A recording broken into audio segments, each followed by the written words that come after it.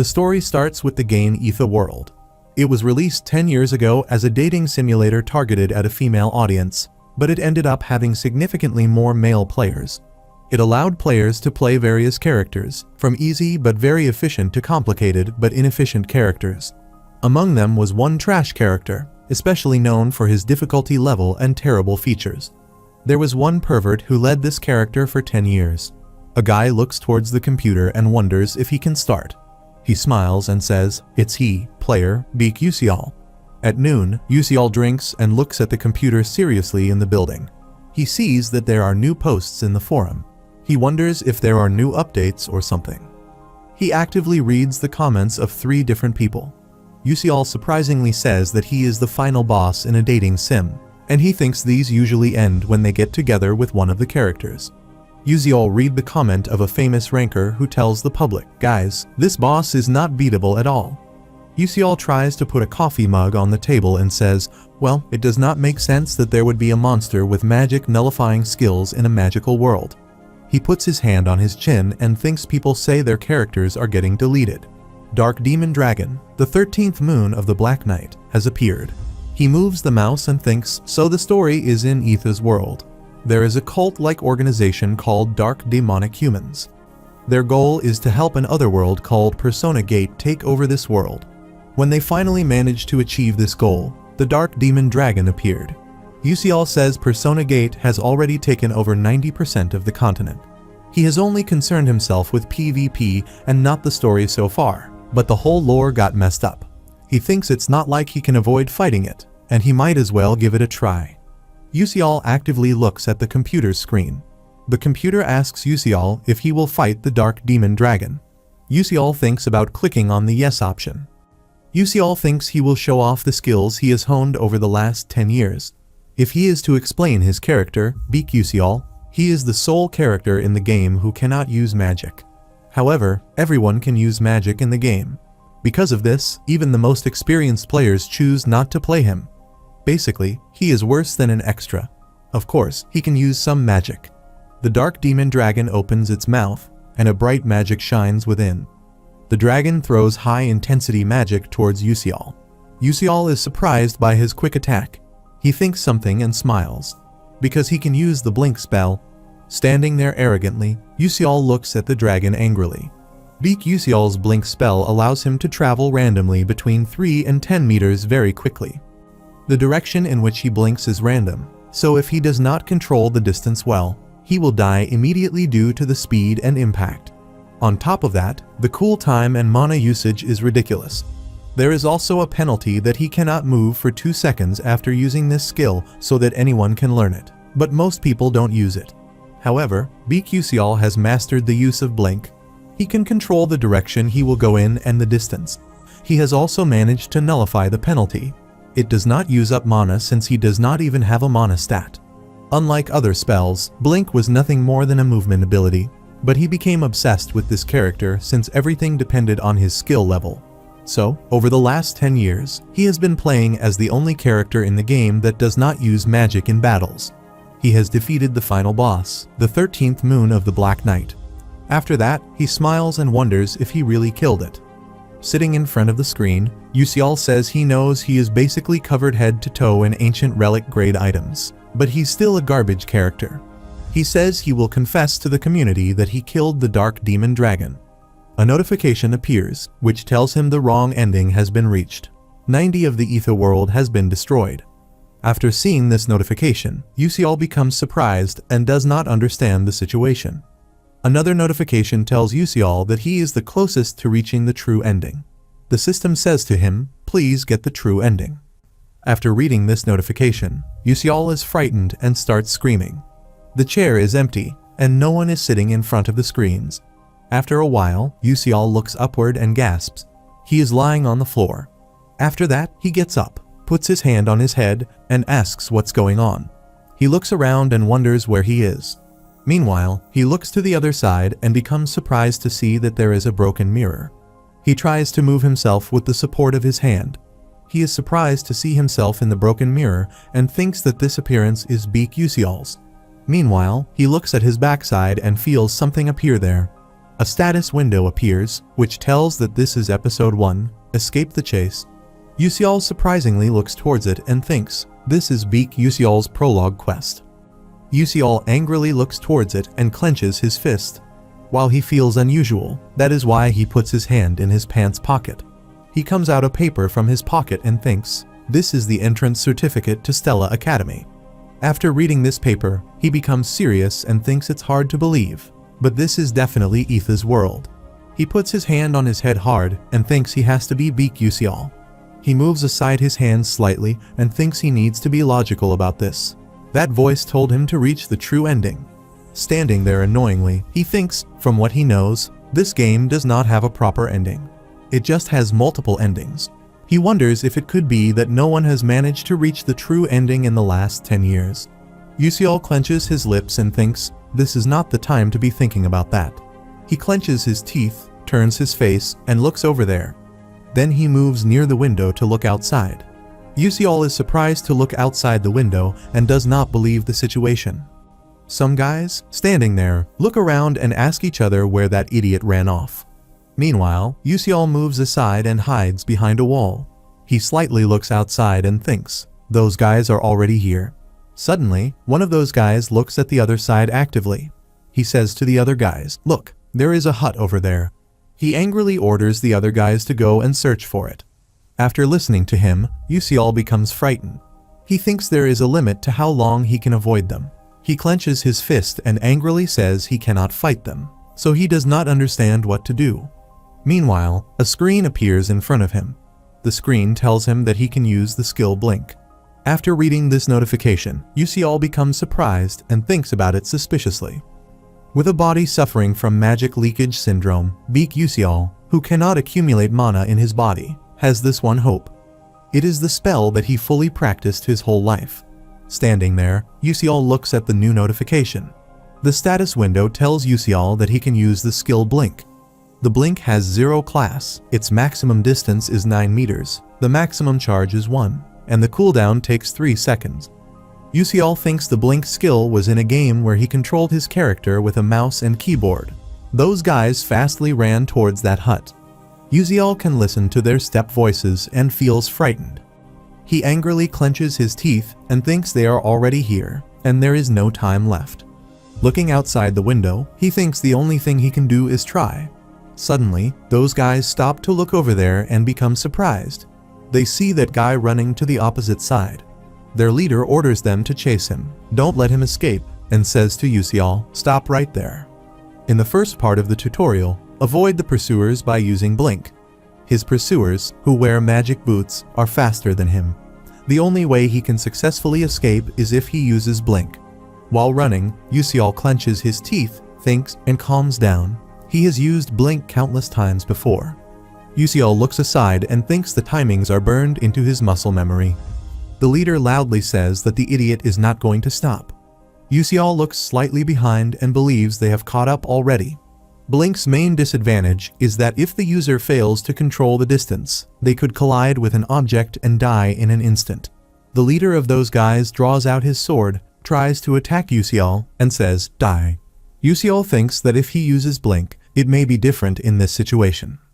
That guy swings his sword to kill Yusial. Meanwhile, Yusial looks downward surprisingly. He becomes happy and says he did it. Those guys stop there, and a guy asks what that Blink is. Then another guy says, surprisingly, that he is a mage. He loudly orders them, don't falter. After using Blink, the user always gets paralyzed for 2 seconds, so it is actually good. He surprisingly looks at Yusial. Yusial is running fast and asks how that idiot is moving. Yusial takes a deep breath and thinks he should be more careful. He has to use the uneven terrain to his advantage. Players who are not able to learn how to control Flash at this stage will not be able to make it to the next episode. In reality, 99% of players who played Beak Yusial were unable to pass this tutorial. Even 1% who made it past the tutorial was unable to surpass the wall of Blink distance control and continuous blinking. Yusial counts 3 to 1, and then his speed is faster, like a Blink. He says that the idiot is using Blink in this terrain. He angrily says that people who can use magic come to the front and attack that idiot from a distance. After listening to him, 3 guys come to the front and stand there arrogantly. Yusial looks slightly behind and wonders if they are trying to use magic. In the second part of the tutorial, use Blink to dodge the magic arrows flying at him. In the game, he can see everything behind him since it's on a monitor, so he could dodge it then.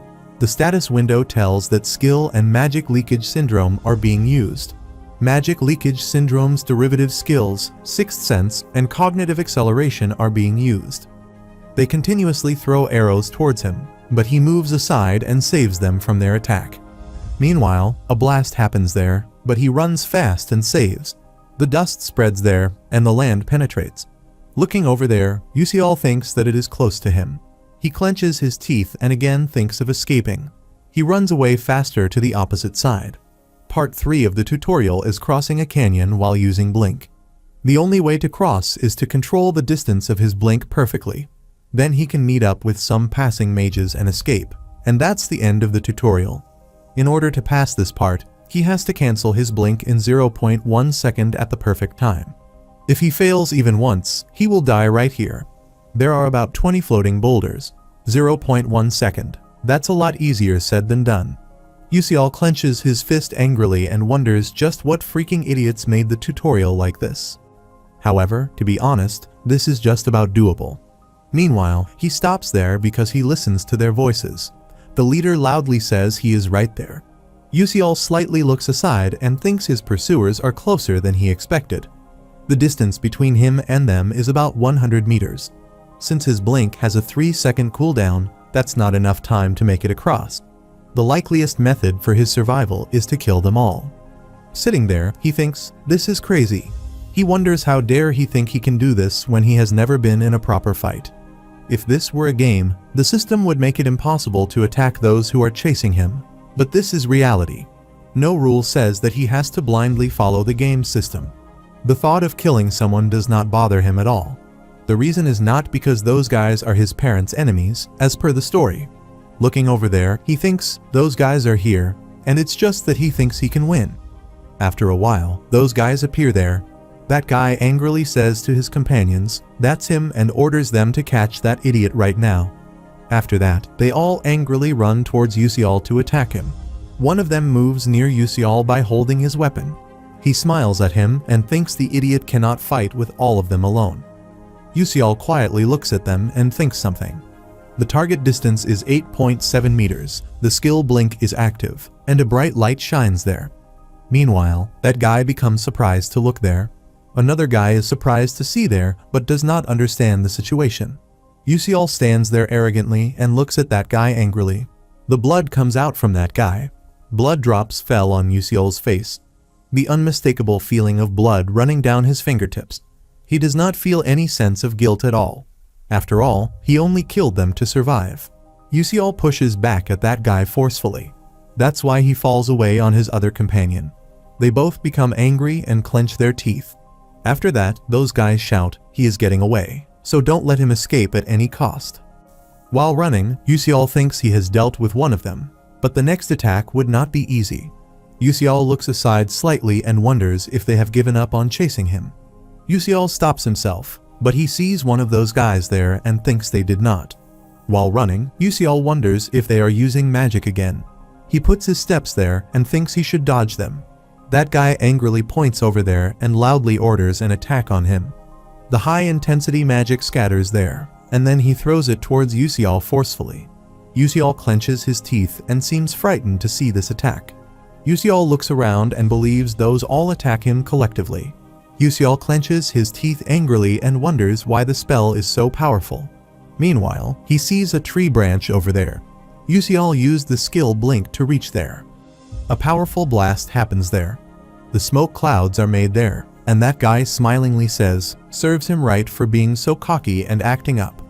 Meanwhile, he looks toward the blast area and is surprised to see that the land has penetrated. He suspiciously says he is not here. Meanwhile, Yusial moves towards him from his upside. He suddenly turns his face to look aside and becomes surprised. One of the peculiarities of Blink is that it maintains the same momentum before and after use. Yusial attacks him by penetrating his dagger into his abdomen. Standing there, the other three annoyingly listen to his companion's voice, who is screaming. Yusiol quickly moves to another guy and attacks him. That's why blood comes out of his body. The leader becomes surprised to see this situation and does not understand what he has to do. By holding his dagger, Yusiol stands angrily and huffing annoyingly. He thinks, now, there are 2 of them left here. He needs to end this before the 2 who fell behind catch up. The leader says, what a weird guy. He has got an uncanny reaction speed for a mage. He asks Yusiol who on earth he is. He looks aside and thinks his reaction speed is faster than most professional gamers, but that's only when they talk about games. He cannot keep dodging their attacks forever, especially at such a close range. He will end this as quickly as possible. That guy smiles and says he has already figured out his fighting style. He thinks about Yusiol. All this guy uses is blink and that dagger. As long as he protected his face and neck, that dagger would not even scratch him. Both look at each other angrily. That guy draws out his sword. He is going to use his skill, which is called Ice Wave. Yusiol also thinks about his skill, Blink, and suddenly, a yellow light appears around him. That guy swings his sword to attack Yusiol. He smiles and thinks he has got him, and now let's watch that face of his wrinkle in pain. Meanwhile, he is surprised to look over there. He sees that Yusiol swings his dagger and attacks the other guy's neck, and blood comes out of it. After seeing this scene, he becomes suspicious. Then he tells Yusiol that he had kept running away earlier like a rat who had never fought. Standing there, Yusiol replies that he is right. He smiles and says, thanks for helping him get better at it. He replies angrily that he is a little idiot just because they went easy on him. That guy aggressively says he will kill him this time. After listening to him, Yusiol starts to run toward him, holding his dagger. He throws his dagger toward him to attack him. Using Blink head-on puts him at risk of getting counter-attacked. He wonders if he is trying to lure him into defending his front by throwing the spear and then aiming for his side. He would not let him have his way. He smiles and thinks, right, now he just needs to attack him while he is beside him. He swings his sword there and then looks over there. Meanwhile, he looks aside frightenedly and says, no way. He wonders if he was planning on attacking him at the front from the beginning. The system says that Episode 1, Escape His Pursuers, is over. The status window shows that he has obtained XP. He has been promised an additional reward for uniquely developing the story by the Constellation Project. Sitting there, Yusiol closes his eyes and feels tired. He looks down sadly and huffing. He looks at his hand and dagger, which has blood on them. After that, he looks slightly at the other side. He sees a dead body lying near him, and blood spreads in front of him. He quietly thinks, that's right, this is not a dream. That was his first blink, first battle, and the first murder.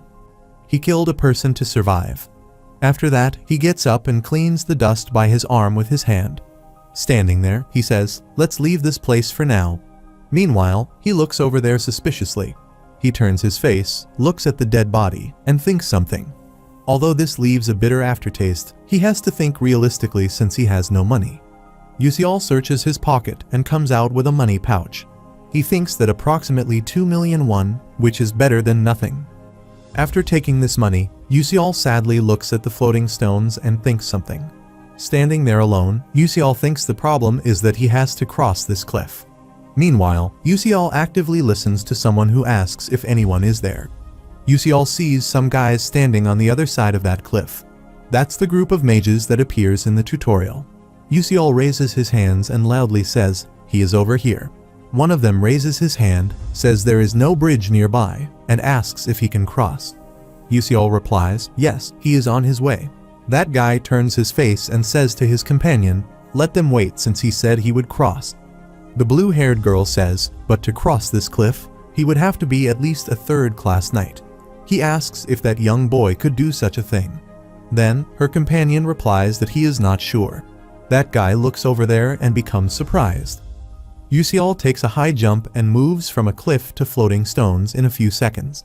The two friends are surprised to see Yusiol's speed. Yusiol's speed is so fast, and he easily jumps from one floating stone to another.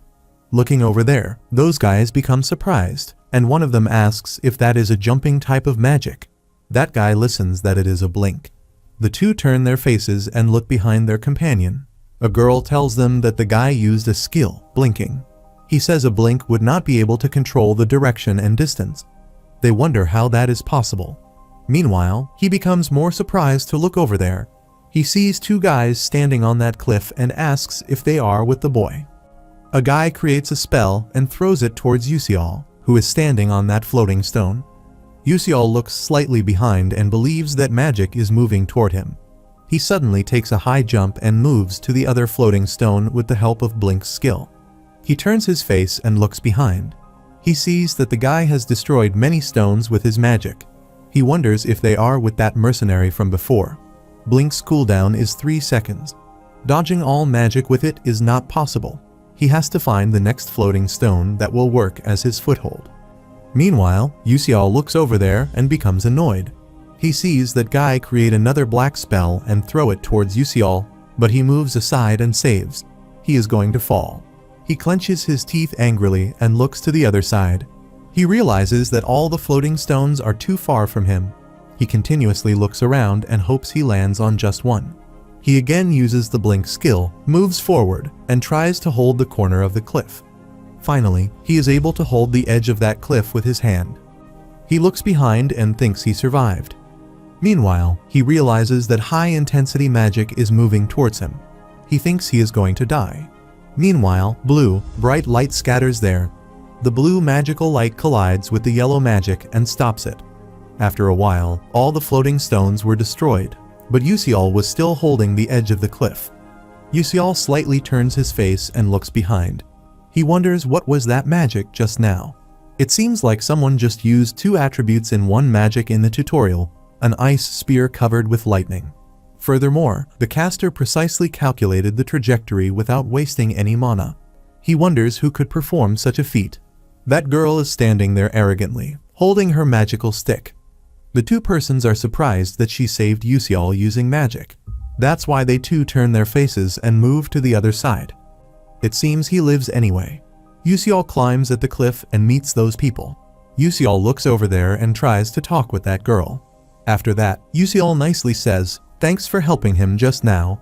Going to the opposite side, she replies, she did not do it to receive any gratitude, so don't mind it. Yusial nicely thinks that she has the prettiest voice he has ever heard, but she seems difficult to approach. Although they are known as bandits, they pillage nearby villagers. In reality, most of such activities are carried out by the Dark Demon cult, but even that ends here. The moment he escapes this cliff, he enters the territory of the mages, and the dark, demonic humans will no longer be able to pursue him.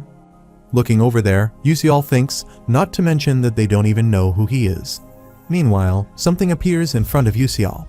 This status window tells that this is episode 2, and he has to enroll in the Stella Academy. After seeing the notification, Yusial becomes suspicious and asks about the second episode. Well, it does not sound like it will be hard, but suddenly, he reads Stella Academy. He wonders how he is supposed to go through school days at this age again. On the moony night, the carriage is moving towards its way.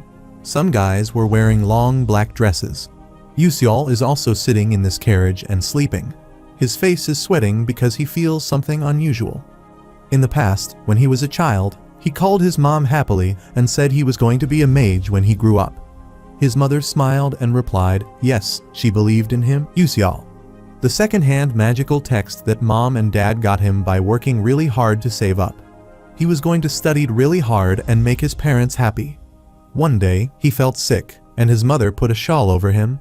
She asked the doctor if he had just said that her son had mana leakage syndrome. He becomes sad there. He wonders if these are Beak Yusial's memories.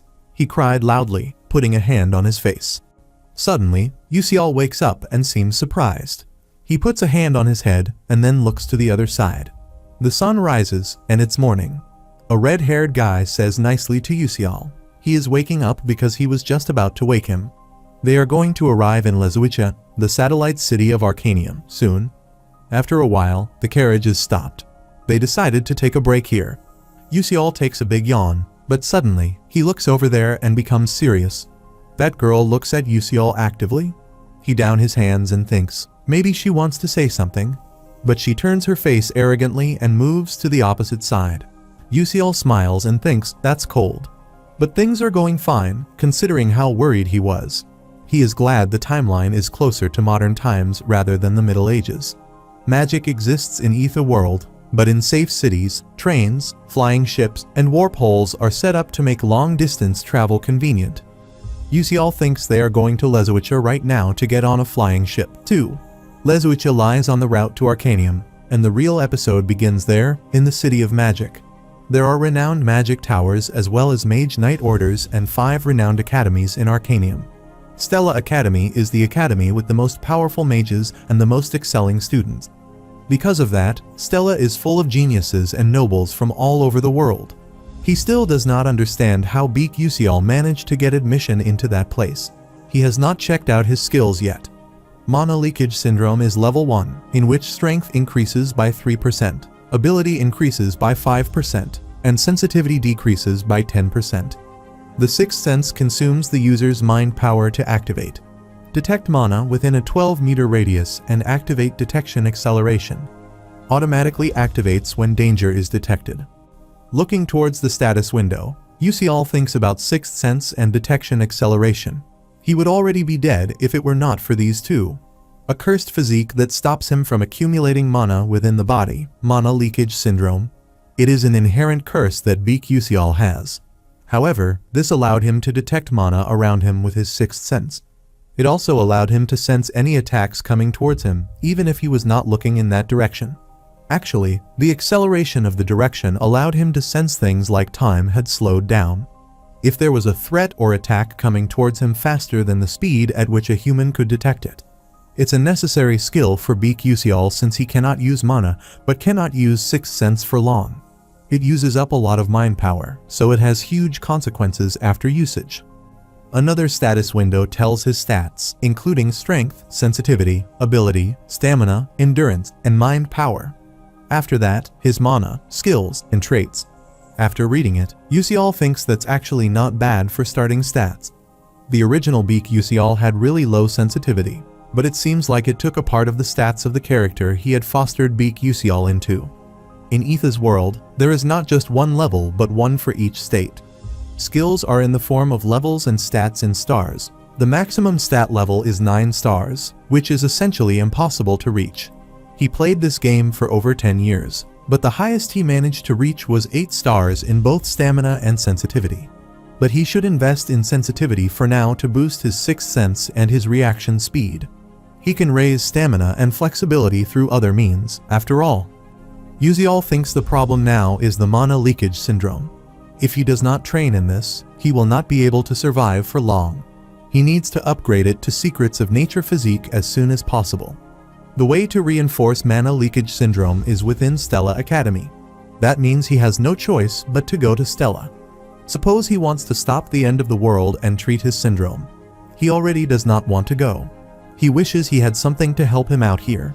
The status window says to Usial that he missed some notifications, which is why he is near to clicking on the screen to see them. Meanwhile, the other companions say to Usial, "Let's get going," and he replies, "Okay, coming." Usial thinks he will check these notifications later. She looks at Usial and notices something but does not say anything. They are now leaving for Arcanium in a flying ship. There is an announcement that please take a seat for their safety. Meanwhile, a guy is actively looking at the other side. He says to other guys, "Look at that guy looking around like some lost little kid. It seems he has never seen a flying ship before, and he must be some country bumpkin." Usial looks there and listens to someone who says he doesn't understand why Stella has to allow peasants in. The red-haired guy, standing there arrogantly with friends, says it is supposed to be the most renowned in the world. They are sullying the waters with these lowly folks. After listening to him, Usial looks at him seriously. Meanwhile, he sighs at them and does not say anything. Usial moves forward and thinks kids are all the same wherever anyone goes, but that guy shouts at him because he ignored them. That guy becomes angry to see Usial.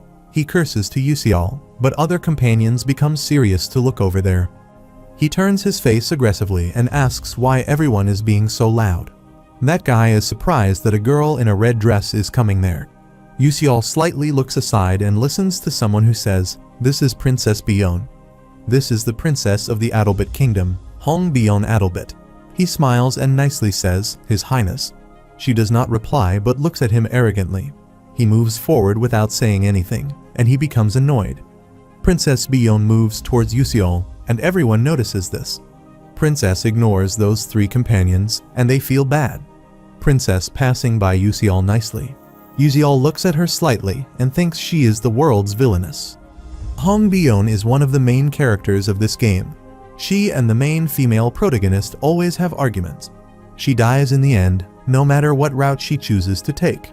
She is brutally murdered in some endings, and in others, she is bullied by the entire academy before getting expelled. In one, she goes through something so shameful that she never appears in public again. It's as if the developers have personal resentments and want her to suffer no matter what. Yusial thinks he did not hear that she is really popular amongst the male players, but she sure is pretty. He moves towards upstairs and thinks he should eat something.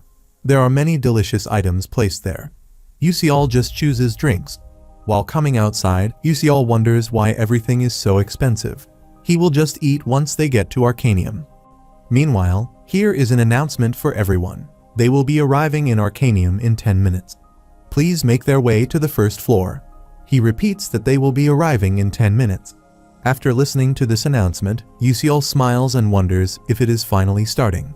This right here is his reality now. Let's do this. Standing there, Yusial closes his eyes and has a headache. He opens his eyes and thinks it's good that he resolved it. He wonders if he would really be able to survive at this Stella Academy. He wishes he had something to help him in a situation like this. Now that he thinks about it, he has a notification that he has not checked yet.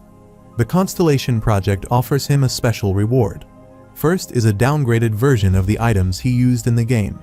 Second is the same version of the skills he acquired in the game. And third is experience.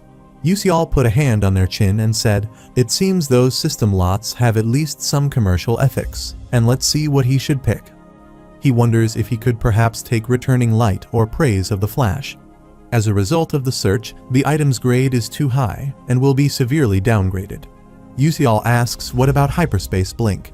As a result of the search, the system replies that the skill is an advanced version of the Blink skill and cannot be acquired. However, he can use the reward to enhance his blinking skills slightly. Yusial becomes naughty and asks if he really has to downgrade. The system replies that due to the lack of his narrative power, they are also unable to materialize fully. Standing there, Yusial sadly asks what is that. It replies that the force that drives the progression of the story is called narrative power. If he continues to explore unknown branches of the story like yesterday, it will accumulate.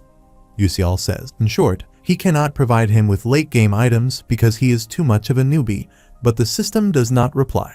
Yusial looks over there seriously and thinks something. Yusial asks what Bulbul glasses are, but the system does not reply. After that, the status window says, according to the system examination, they have concluded that it can be provided. Yusial replies, alright, he will go with that then. He never thought a day would come when he would actually wear this thing.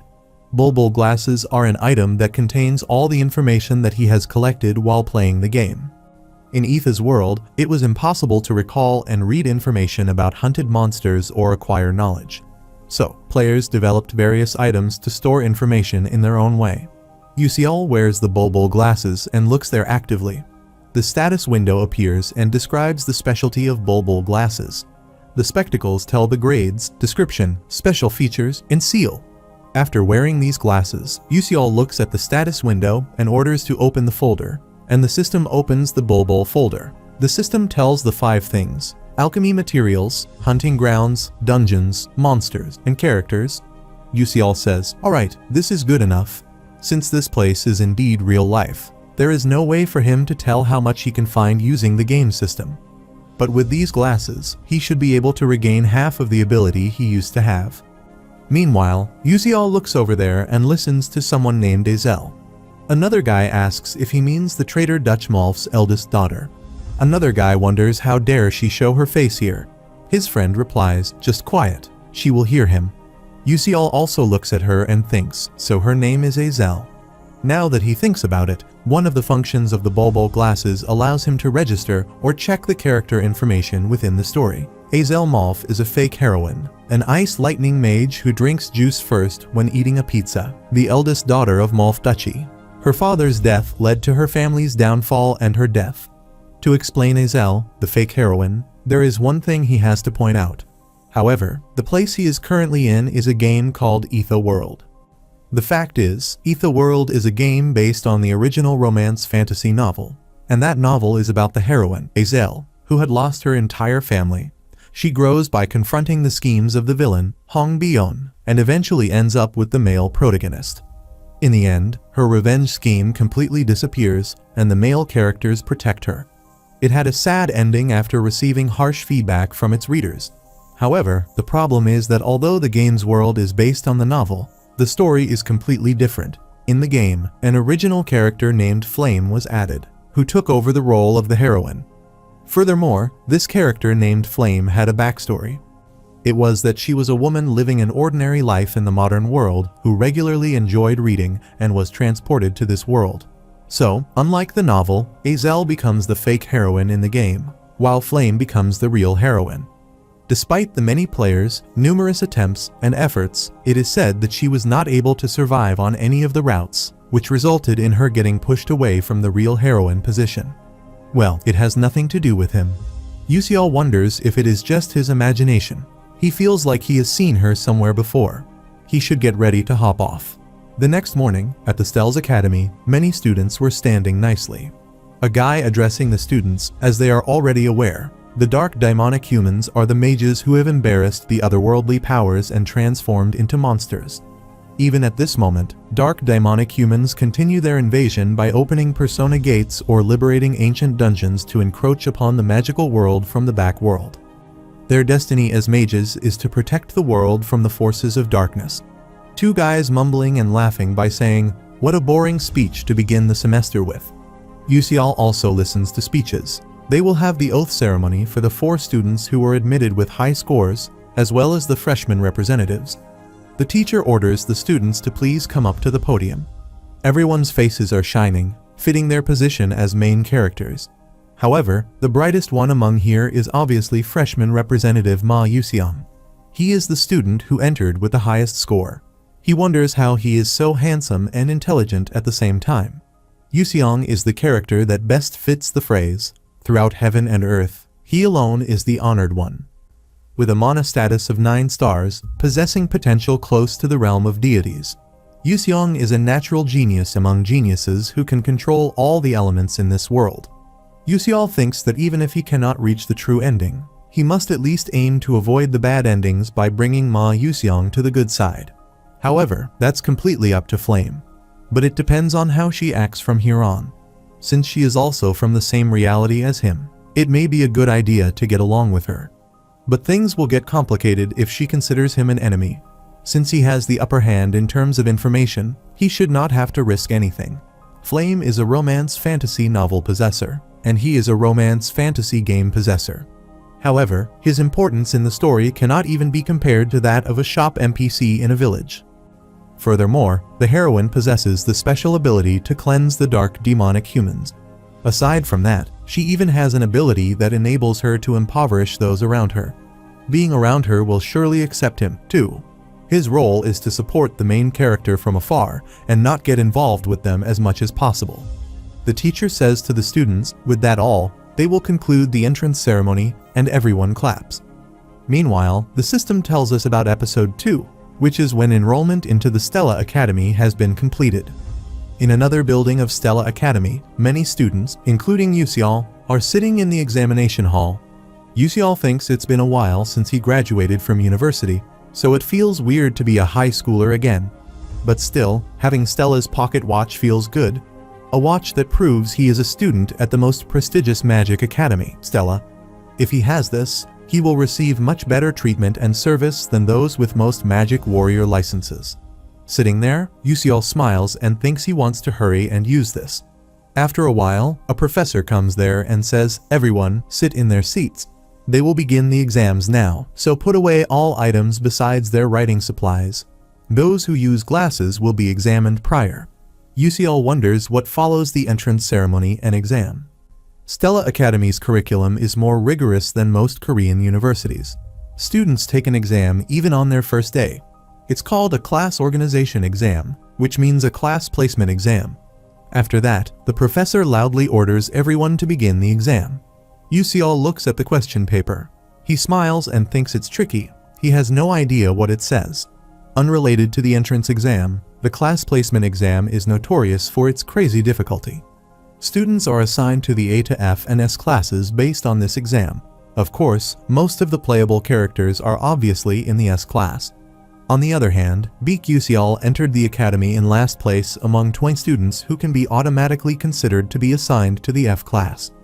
Yuseol thinks he has already gotten in and wonders if he can hand in a blank page. Yuseol wonders what the odds are that they will expel him. Meanwhile, he thinks something and looks at Ma Yuseong. He sits over there, putting his hand down his chin and yawning. Yuseol looks towards Yuseong and thinks he is already like that. Yuseol looks at Yuseong's exam paper and thinks he has already finished it. He takes a sign and thinks, no wonder living is boring for him, and the nature of the character of Ma Yuseong was boredom. He was born into the strongest family in the world, and as he has the most genius brain and talent in the world, everything was too easy for him. Ma Yuseong's disposition would be decided as evil or good depending on how the female lead acted. The dark, demonic humans who work to bring the humans to ruin would be very interested in Ma Yuseong. Well, his most significant issue is his family, to begin with. Anyway, looking at the genius makes him compare himself even more. Yuseol wonders if he can use the bulbul glasses in this, too. He used them quite a lot while playing to stack additional skills while studying at the library. He has nothing to lose, so let's check these glasses. Meanwhile, the professor asked what those glasses were. The professor angrily tells Yuseol that he definitely said that if they were going to use glasses, they needed to get them checked prior. He takes the glasses from Yuseol and says he will examine them. The professor actively looks at the glasses. Yuseol thinks that if the fact that there is magic in these glasses is discovered, he might get expelled. Meanwhile, Yuseol looks upwards because the system tells him that a missing part of the bulbul glasses has been sensed and asks if he would like to call it. Yuseol offensively replies, no, please stay still, system. The professor is still checking these glasses actively. After that, he returned these glasses to Yuseol and said he could not feel mana from them, so make sure to ask beforehand next time. Yuseol nicely replied, yes. Yuseol thinks it would have been trouble if the original functions were working. He wears the glasses on his eyes and thinks, let's start working. After wearing glasses, Yuseol can really see the answers. He starts writing, smiles, and thinks, this is a jackpot. While writing, he thinks, at this rate, he will definitely escape an F class and maybe even get in a class. After a while, the professor told every student that the exam was over, so they stopped writing. Suddenly, all the papers start to fly and move towards the professor, and Yuseol thinks he just finished 3 questions. The professor holds all the exam papers and surprisingly looks at them. While Yuseol removed his glasses, he thought he would finally escape F class. It must have been too much for Baek Yuseol. Meanwhile, the professor angrily orders Yuseol to give him those glasses right now. He holds the glasses, puts his hand on his face, thinks something, and says there is no way. He orders another student to bring Dr. Gran. He wonders what's up with him all of a sudden. Yuseol annoyingly thinks he even wrote his answering process clearly so he would not get mistaken for cheating. After a while, in another room, Magic's engineering professor, Dr. Gran, looks at the glasses actively. Gran says that Yuseol solving this question is definitely suspicious. The professor asks if he cheated. Gran replies that he did not cheat. He cannot feel any magic tool energy from the glasses or his items. He definitely solved it with his own ability. Gran, smilingly, puts a hand on Yuseol's shoulder and says to the professor how interesting it is to think he has seen this in his lifetime. Anyway, Professor Lee Hanwol apologized to the student and guided him well. Lee Hanwol tells Yuseol that he misunderstood, so he apologizes. Yuseol smilingly thinks, to be honest, he did cheat, and it would have really been trouble if its original functions still worked. Yuseol replies it happens. Please be careful moving forward. After a while, in the Stella Academy, there is the professor's office, Lee Hanwol. Hanwol and the other teachers check the exam papers. He actively checks the papers. Meanwhile, he looks aside and listens to the teacher who asks if those are the exam papers for this year's freshmen. Sitting on a chair, Hanwol looks at her and replies, yes. She is the Stella Academy's Council of Elders professor, Edeltamen. She smiles, saying she heard that there are especially many interesting freshmen this year. Hanwol replies, apparently, yes. from the most renowned family in fire class magic, Hong Bion, the Princess of Adalbit, the Kingdom of Flames. He was the chosen successor to the position of Crown Prince of the Scalvan Empire at the age of 12 purely because of his magical powers. Jeremy Scalvan surpassed all his older brothers in the race for the crown. And from the world's most fabulous magic tower, the Full Moon Tower, the successor of the Magic Tower Master, He Wenriang. She heard setting the exam questions with so many elite students from prominent families was challenging. This year, there were surely many exciting questions. Hanwall smiles and replies that he is glad they were to her liking. After saying this, Hanwall again looks at the exam paper. As Professor Edeltimen mentioned, this year's class placement test featured a new type of question. The first 3 questions were ones that would be hard to solve for students who studied in an ordinary manner. These were the intentions behind those 3 questions. The first question asks whether they can quickly skip a problem they cannot solve anyway and move on to the next one if it's one they cannot solve anyway. The second question is how they would solve a problem in any textbooks they have studied. The era of magic, where rote memorization and theory prevailed, is over. Now is the age of combat using quick judgment and creative thinking. However, those questions were not meant to be solved. In fact, over 1,000 of the 20 students left them blank. And of the 100 students who attempted these questions, most could not get a single answer correct. Among the new students, only 3 answered all 3 questions correctly. Ma Yuxiang, the prodigy of the century, appeared like a comet, but his origins are unknown. Then, Flame was admitted to the principal's recommendation despite being a commoner and being recognized for her talents, coming close to Ma Yuxiang. And after that, there is Beek Yuxial. Ma Yuxiang and Flame are considered geniuses, but he is sure Beek Yuxial had the lowest admission score. He did not expect him to answer all those questions, especially when he could not solve any of the other problems. Edeltamen says she was wondering why he is so interested in the new student's scores. Hanwall replies that it seems there is a student whose score does not make sense. Edeltamen says, after all, countless formulas and equations could not solve them. He could solve them without knowing anything. Hanwall asks if she thinks this child could be a genius. She replies that it could be a coincidence, too. After listening to her, Hanwall takes a sigh. He looks at Yuxial's exam paper and reads the notice about him. He is granted special admission since his ability to control Blink was held in high regard. He thinks the child the principal personally granted admission to is different. After that, he smiles and thinks, a mage combat student specializing in Blink. They will find out soon enough whether it's a coincidence or if he really is remarkable. On the other hand, some students talk to each other. Yuxial thinks he heard the class assignment posted on the bulletin board. He is stressed about what class he will get. His mom told him not to come home if he did not make it to Class A. He smiles and thinks he cannot believe he has to check the class assignment in person. In the game, he could check this with just one click. Many students look towards the class lists and search for their names. Meanwhile, a blue-haired guy asks if he is Beek Yuxiak. He heard he got an A in the magic application section of the entrance test. He cannot believe it and wonders how someone like him could get into Stella. He is questioning Stella's standards now. Whatever, ramble all they want, and then Yuxial thinks he will check what class he got and leave. Yuxial moves forward to see his name in the lists. Yuxial actively looks over there. He finds his name in the F section. Yuxial angrily says they did not fail him because he only solved 3 questions. Yuxial listens to someone who speaks the name of Yuxial, who has to be mistaken, and something's off here. Uslek from Marquis Checkbullen ranked 29th and got into Class A, though. Even Kyle got placed in Class A by scoring perfectly in the theory section and was ranked 17th, and he wondered why someone was like him. After listening to those guys, Yuxial wonders what is going on. Something's weird. That's why he should check it out. Yuxial goes near the student's name list and becomes surprised to look over there. Beek Yuxial's name is written in the S section. Yuxial wonders about his name there and thinks it is not possible. The most special grade that all students dream of is Class S, the place where the most extraordinary students from the best magic school, Stell's Academy, gather. It's different from the other grades, with multiple classes per grade. Class S has only 41 students and only 1 class. Yuxial puts a hand behind his head and thinks he has been assigned to the S grade. This seems like a mistake. It's driving him crazy. He will run into the main character in S-Class way more often now. Getting involved with the protagonist will shorten his life even further.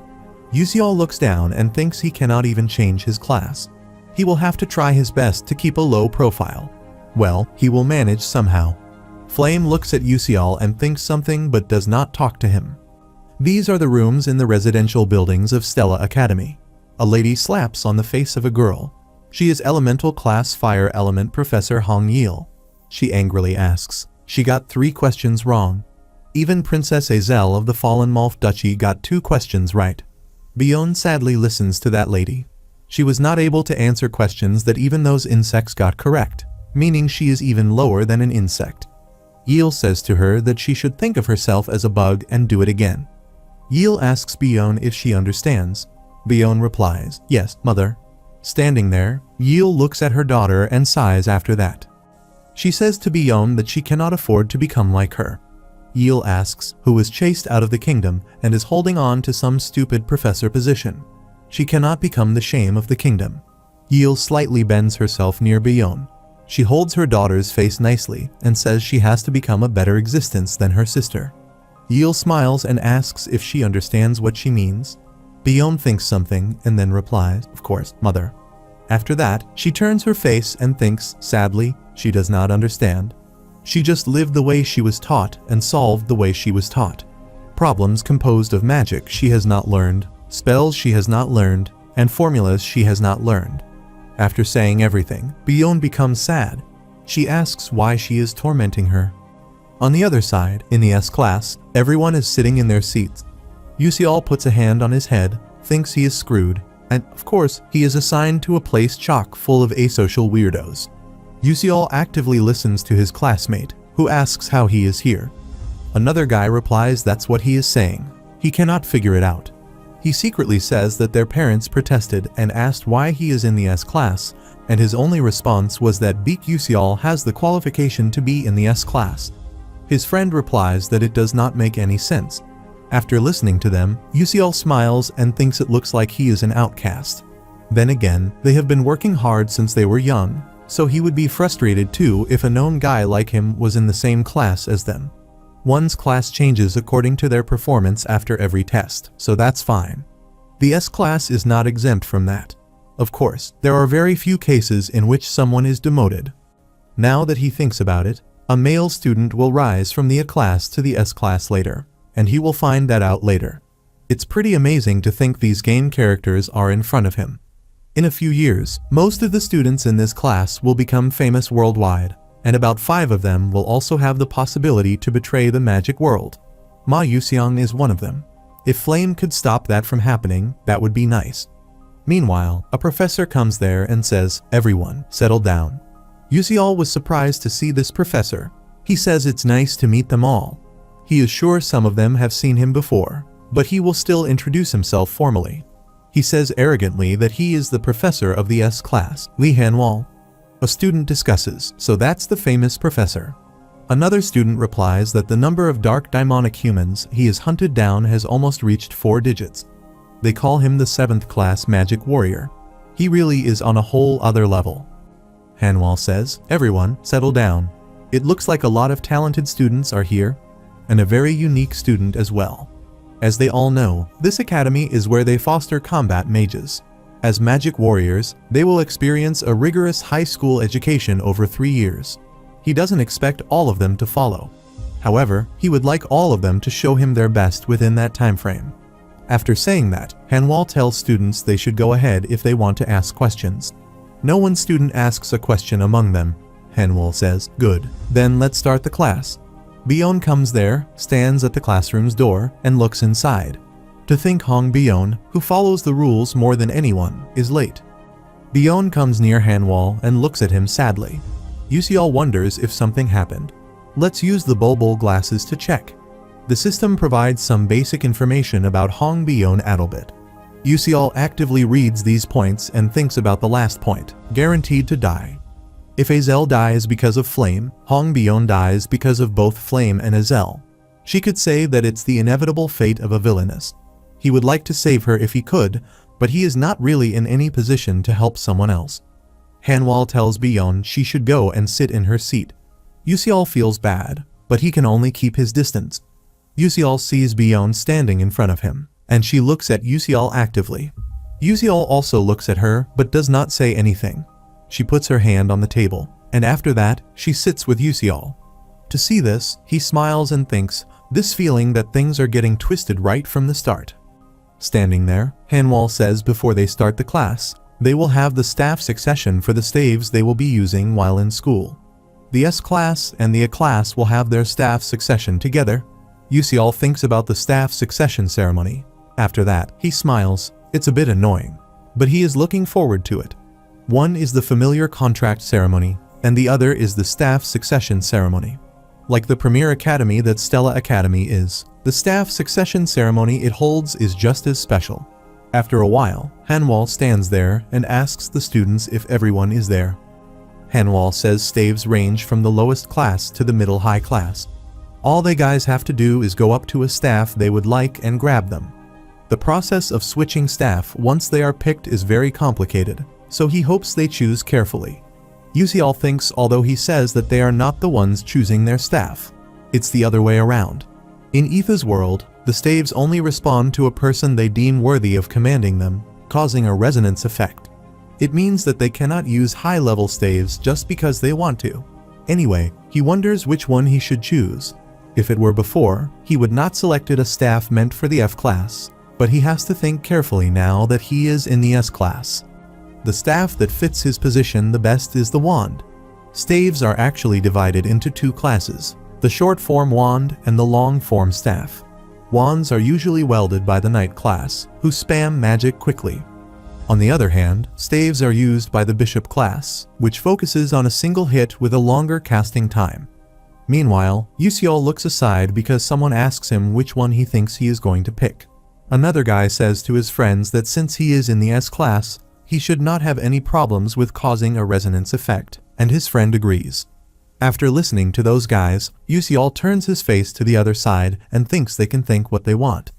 Meanwhile, someone again calls Yuseol. He turns his face and sees that someone is standing there angrily. Yuseol asks that guy who he is. That guy arrogantly replies he is Uslek. Yuseol thinks he doesn't know about him, and it's his first time hearing such a name. Uslek asks him which staff he plans on picking. Yuseol thinks and replies, just anything. Uslek smiles and says he should choose a staff member who fits his status as a commoner. Yuseol quietly listens to him and says, don't make a ruckus and cause trouble for the professors. Yuseol moves forward by saying he should not cause any trouble either. After listening to Yuseol, Uslek becomes angry. He starts to curse and shouts at him. Yuseol looks slightly at Uslek, who asks him if he is picking a fight. The Yuseol sighs and thinks, so annoying, and comes out of his glasses. He sees the information of Uslek Chekbalin, who is the son of Marquis Chekbalin, Prince Jeremy's underling, a third-rate bully. After reading this information, Yuseol removed the glasses from his eyes, closed them, and put them in his coat pocket. Yuseol looks at Uslek and wonders how much of an extra he is. Uslek, pointing over there angrily from his finger, says he is going to pick that one, so he should watch carefully. Yuseol becomes surprised to listen to him and looks there actively. That staff is Edmure Edemiri. That should be the highest one here. A middle to high class staff is usually used by pro magic warriors. On the other hand, no matter how talented he is, middle and low class staves should be the limit for students. Especially since even the professional magic warriors are barely able to grab hold of middle-low class staves. Note that another middle class, high class staff member is here other than Edmure Edemiri. It is not really here for anyone to pick but more to show off. Hanwol says everyone should stand in front of the staff they like. Like many students, Ma Yuseong and Hong Byeon also choose their staves. A guy asks if it is different from the staff that Heewon picked the Haddon Amikoten. That's a middle-class staff. A girl standing near him says Prince Galvan also picked a middle-class staff. Princess Hong Byeon chose the Suaviter Lehaven. It's also a middle-class staff. Yuseol wonders just how many can choose middle-class staves that only certified magicians are able to wield. Uslek becomes angry to see that all. Meanwhile, Uslek goes to the opposite side by saying to Yuseol, he waits, he can do it too. Everyone sees that Uslek angrily moves towards a specific stave to pick it. They may be trying to resonate with a middle-class, high-class staff. Hey, watch carefully. He will show him what a true S-class talent looks like. At the same time, he holds the stave, and the bright, high-intensity light scatters there. Yusial puts his hand in front of his face and thinks, as expected, that he failed to resonate. A girl says he seems to have gotten hurt pretty badly. A guy says somebody calls a professor quickly. He guessed that a middle-high class is impossible. Yusial sighed and thought it would be better for them to give up. Meanwhile, someone comes there, walking there arrogantly, and moves to the other side. Some classmates try to stop him. He smiles and ignores everyone's. The owner of that staff has already decided. It's Ma Yuseong. Some guys wonder if he is going to try to take a staff. He does not even think he can handle Edmure Edamiri. Meanwhile, Yuseong holds the stave, and a bright, high-intensity light spreads around him. Because of the bright light, Yuseong closes his eyes and then looks over there slightly. Yuseong smiles and then looks at stave happily. Everyone is surprised to see that an incoming student managed to take on a high-middle-class staff. Everyone does not believe that this is possible. Yuseong sighed and thought he had already expected this. Now, a lot more people will know how talented he is. Meanwhile, Yuseong arrogantly looks at Yuseong. Yuseong becomes suspicious to see him. Yuseong smiles, but Yuseong becomes angry and wonders if he has lost his mind. Flame also owned another high mid-class staff member, Teravan. However, this might be where the route splits. If Flame manages to grab Teravan, Ma Yuseong will take an interest in her because of her geniuses, opening up the Ma Yuseong route. But if she were to go for another staff member, it might open up a completely different route. He needs to use Flame to bring Ma Yuseong onto their side. After that, Yuseong looks around. He sees that Flame moving towards stave. That's where Teravan is. Standing over there, Yuseong wonders what Flame will do. Flame is actively looking in front of her. Ma Yuseong also continuously looks at Flame and wants Falme to grab Teravan. Yuseong thinks that if she grabs Teravan, they will be more likely to reach a happy life. But suddenly, Flame ignores Teravan and moves forward. It seems she is not interested in Teravan. Yuseong wonders if she does not know about it or does not have enough information about it. Either way, this is not good. Flame should be able to resonate with any staff since she is the female lead. He becomes angry and wonders if she ends up picking some strange staff. Then, they might end up losing out on the other good routes, too. Yuseong thinks, at this point, he has no choice but to push Teravan to Flame. Yuseong is using his blink skill and fastly moving towards Flame. But she feels something weird and looks slightly behind. Flame turns her face to look behind. Yuseong stands there and says hi. Flame asks why he wants to know that. Yuseong replies that he was just wondering which staff she was going to choose. He just wanted to help because she looked lost. Flame arrogantly replies it's none of his business. She turns her face to the opposite side and says bye. Yuseong tries to stop her by saying, wait. Yuseong feels something strange. Flame is supposed to be friendly with everyone because she is a very social person. He wonders why she is so cold. Yuseong thinks he cannot just give up like this because his life depends on this, so he again calls Flame and she slightly looks aside. Yuseong nicely says he really wants to help her pick one. Flame angrily replies to him, mind hid one business.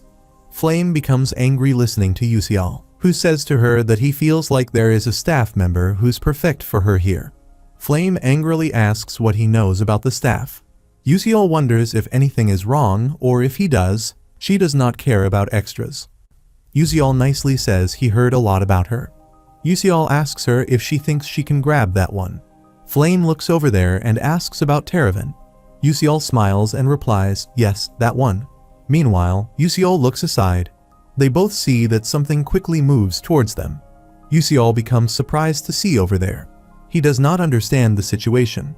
Something appears in his hand. He is surprised to see that the stave forcefully penetrates his hand. He is surprised to see that it is Teravan. Yuseong angrily looks at it and wonders why it is in his hand. Flame was supposed to take this. After that, Yuseong smiled and looked at Flame. Flame also looks at Yuseong actively, does not know what she should say, and then smiles.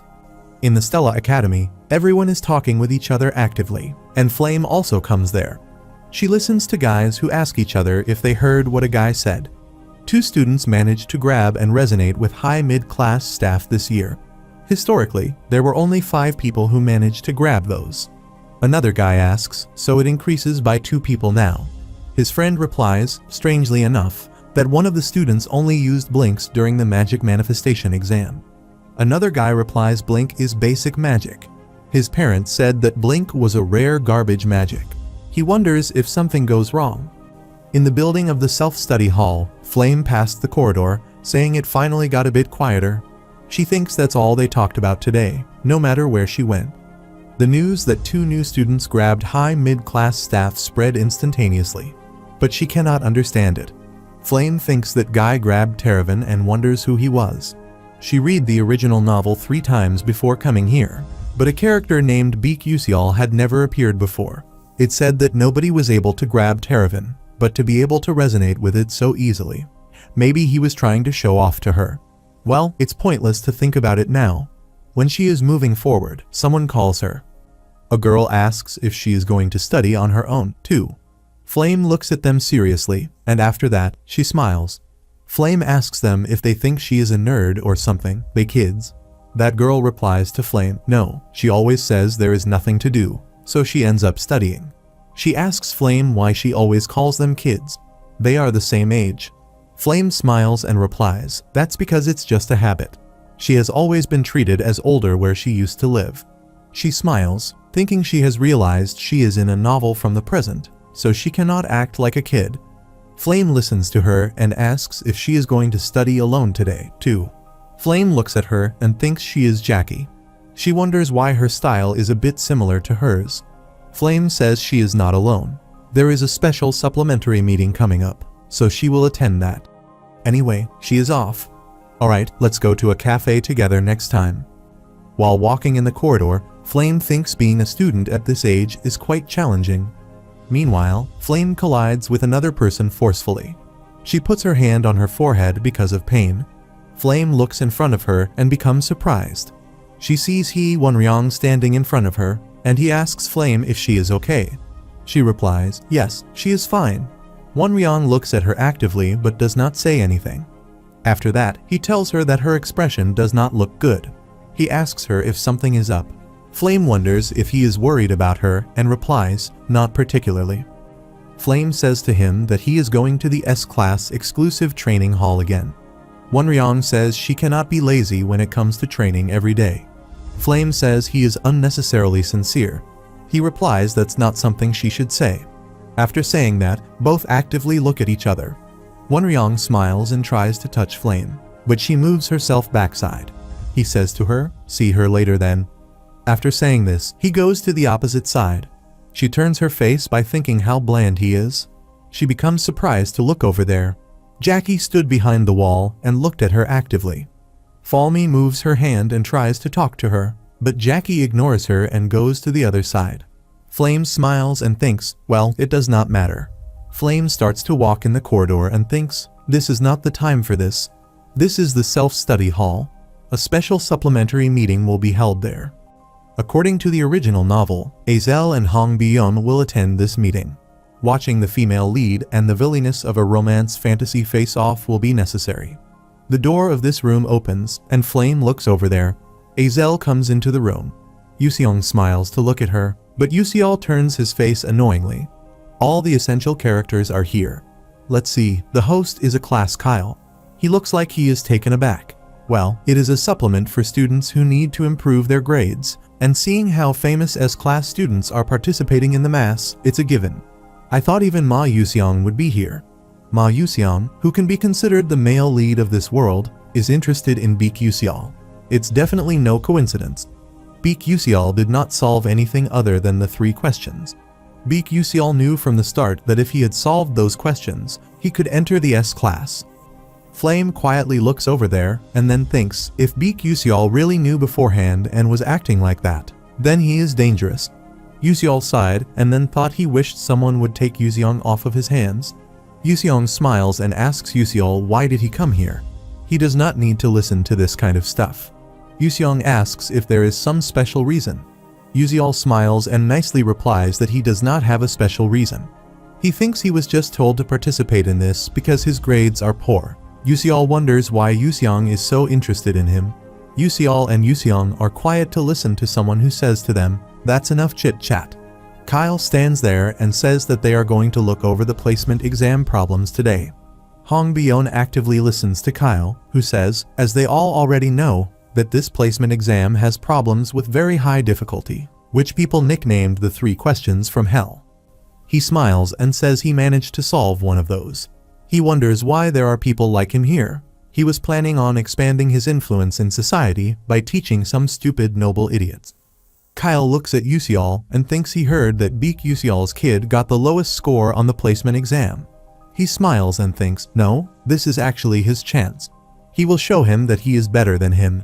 By holding a book and writing on the board, Kyle says he will show them how he solved it first. While writing on board, Kyle says this problem is a kind of trap. It was trying to lead them to make an error. Every student actively makes the notes. Yuseong also looks at Yuseol and smiles. Yuseong asks Yuseol if he thinks he is right. Yuseol becomes angry when listening to him and wonders what he is asking. In the forest place, he does not even get what he is trying to do. Yuseol thinks he will just be honest. Yuseol replies to Yuseong, no, he does not know. A girl asks what's the matter, and her friend replies, that's Baek Yuseol. He wonders if he is saying that Kyle's doing it wrong. Meanwhile, Yuseol looks around and wonders why everyone is looking at him like this. Kyle breaks the chalk forcefully and asks if he is doing it wrong. Yuseol becomes serious about seeing this. Kyle smiles and calls to Yuseol. He asks Yuseol why he doesn't come down here and solve it. After listening to him, Yuseol becomes offended. Yuseol looks at Yuseong because he wants to say something. Yuseong shows him his thumb and says happily, he can do it. While moving downstairs, Yuseol thinks he did it on purpose. He will just get it over with. Flame looks at Yuseol actively. Hong Bi-yeon also slightly looks at Yuseol. Yuseol stands beside Kyle and becomes arrogant. Yuseol wears his glasses and thinks, these are 3 questions from the hell. It is more like a pun quiz, and for example, it is like this. A mage cast a spell saying Gear Earth shed tears, and there was double the amount of dirt than before. He wonders why that would be. The answer is simple. He wonders if dirt cries. It is in a state of decomposure. It's ridiculous to him, too, but this is really the kind of problem it is.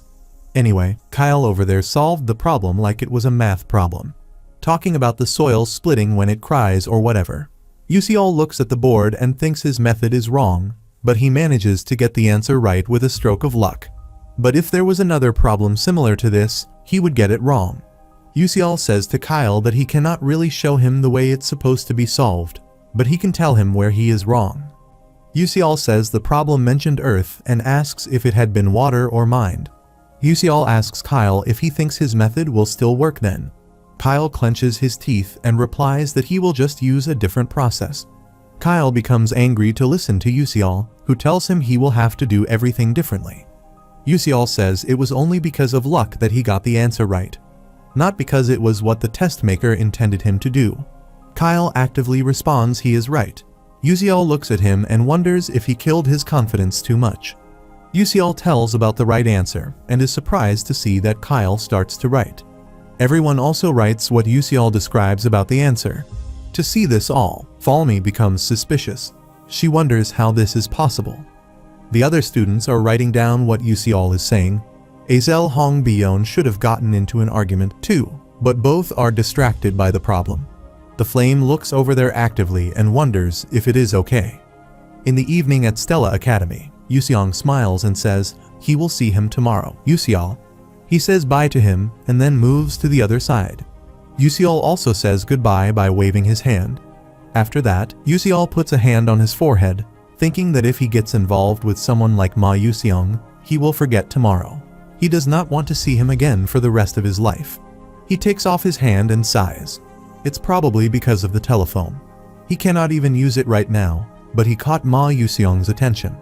Yuseol thinks he just cannot understand why Ma Yuseong came to him. There were not any instances of characters using it besides Flame. Yuseol sees that Hong Bi-yeon is standing over there. She seems annoying.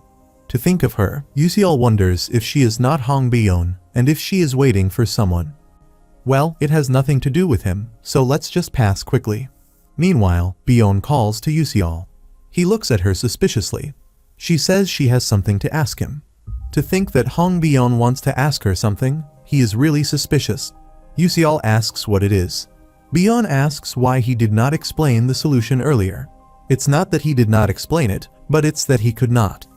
Yusial wonders how one can logically explain a nonsense quiz. He thinks she is misunderstanding something.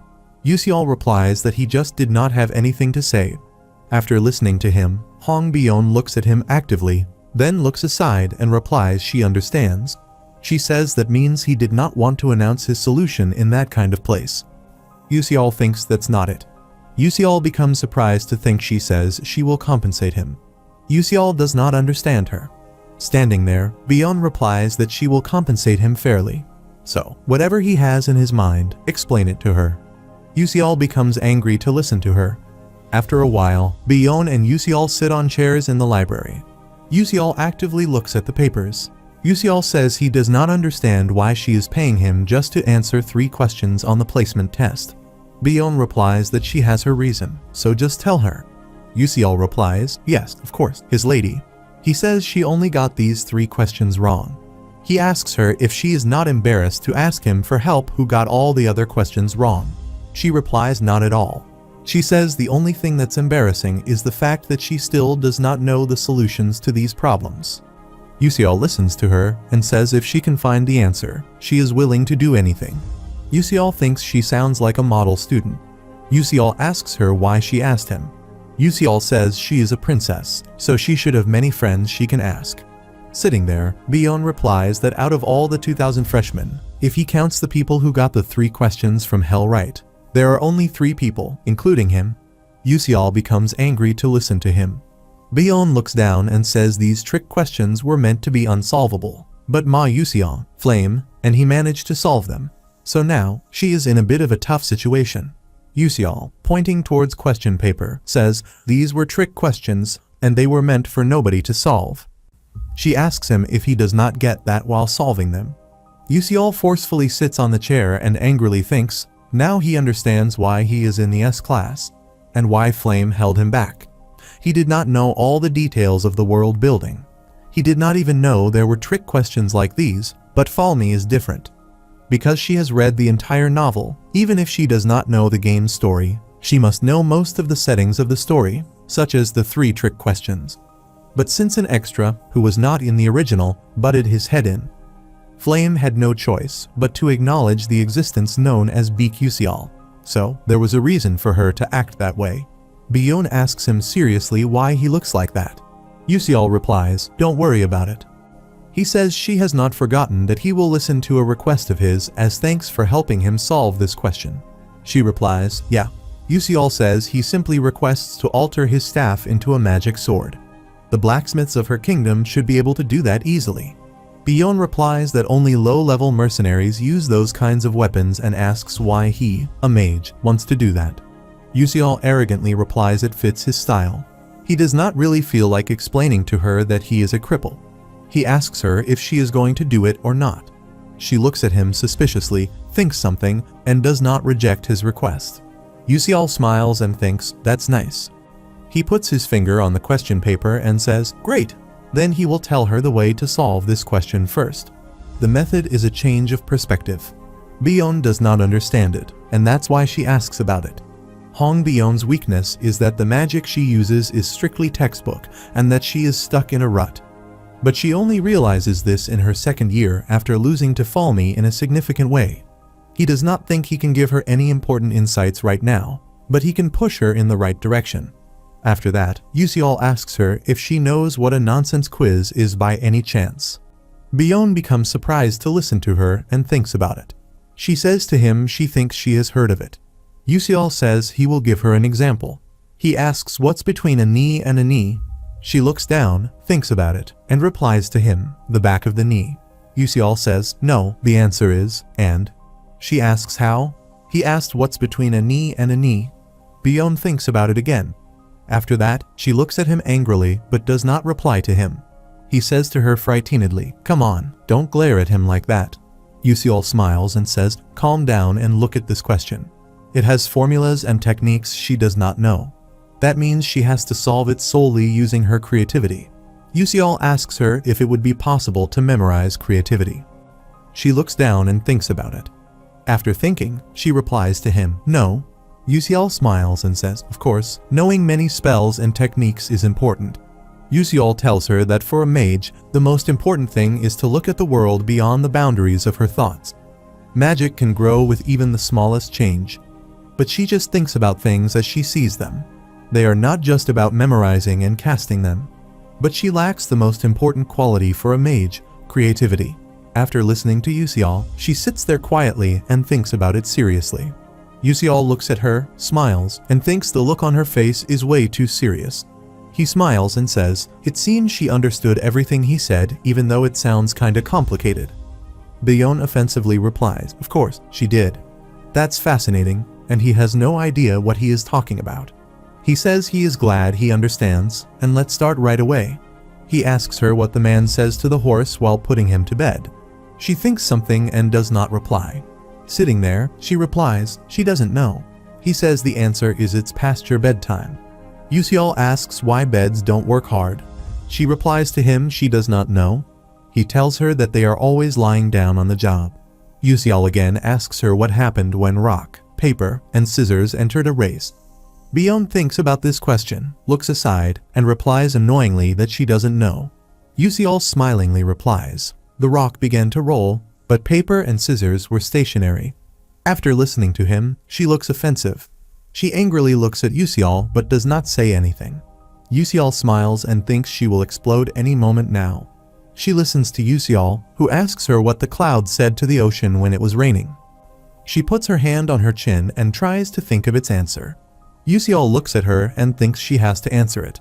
After that, Billon replies that it is getting a bit emotional. Yusial was surprised to hear her answer. He says to her she is right. She becomes happy to listen to him. This is his first time seeing her smile both in the game and in reality. Yusial smiles, as expected of a princess, and her creativity is on another level. She says arrogantly, "All right, that's enough," and gives her the next question. Yusial smiles and says, "Okay, let's continue." At night, people walk around the city area.